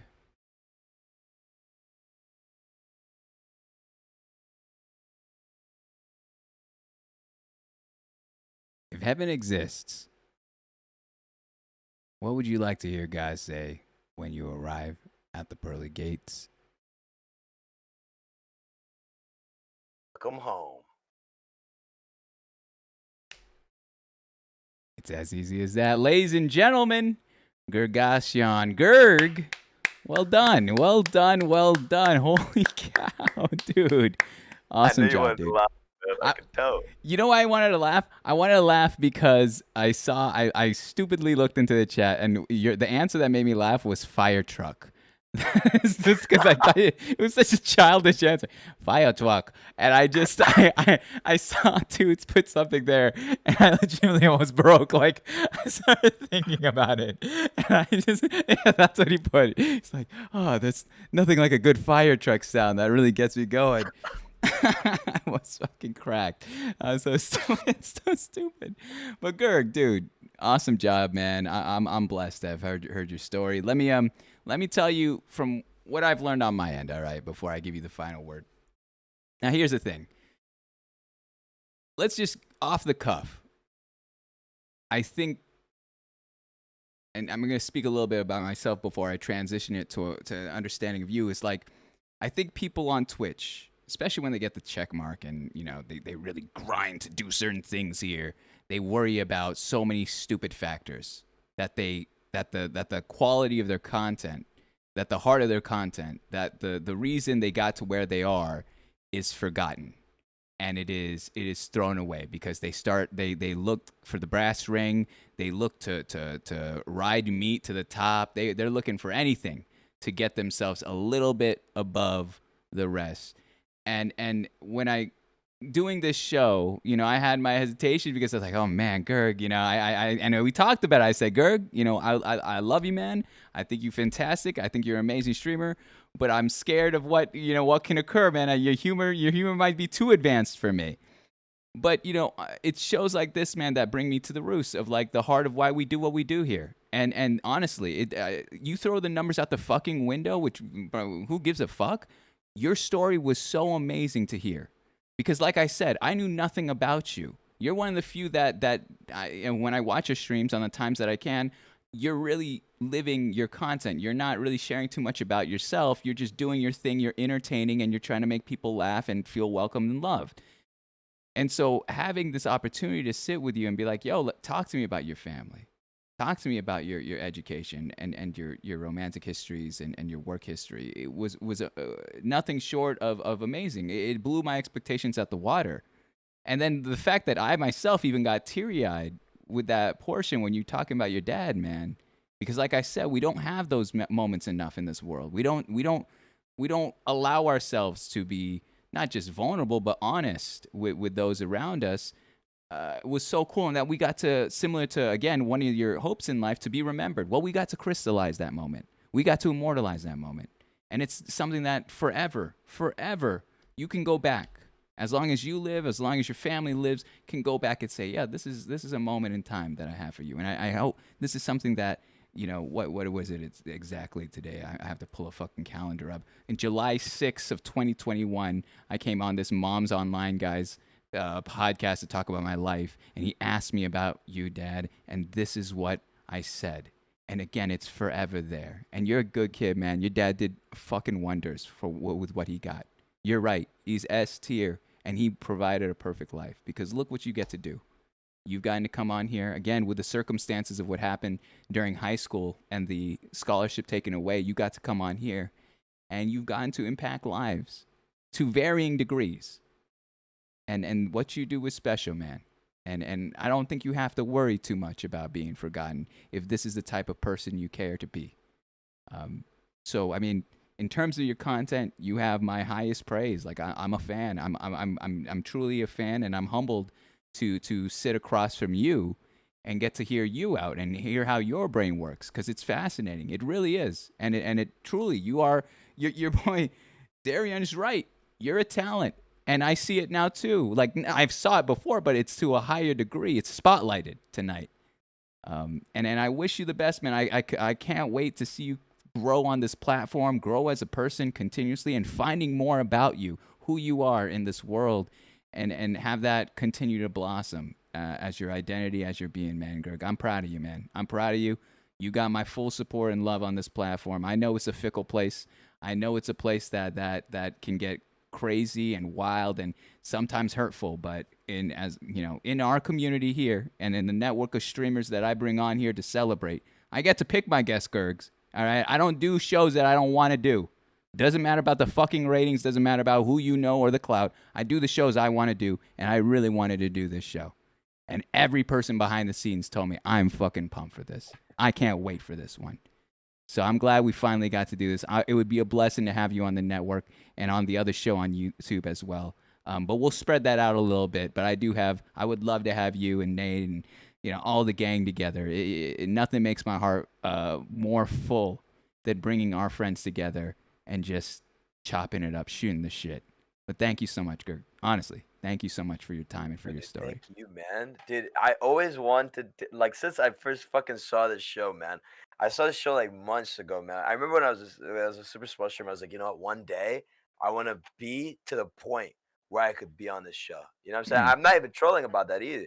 Like, ever since I was like super small as a streamer, I always wanted to come on because I never get to tell people my story because, it's always like me being like funny and loud, and it's very hard for me to talk about serious shit, but Yeah. thank you for the fucking opportunity, man. Of course. No, of course. And see, that I think again goes to show you it's not about being the biggest creator. It's being a person here, and an honest person, and someone who just wants to tell their story, live the life, man. But again, I got to thank Cursor, I got to thank Nate, and I got to thank Parker. They're the ones that put me onto you. And so the fact that they were able to do that, and, they've been telling me time and time again since October of last year, dude, have Gerg, get Gerg.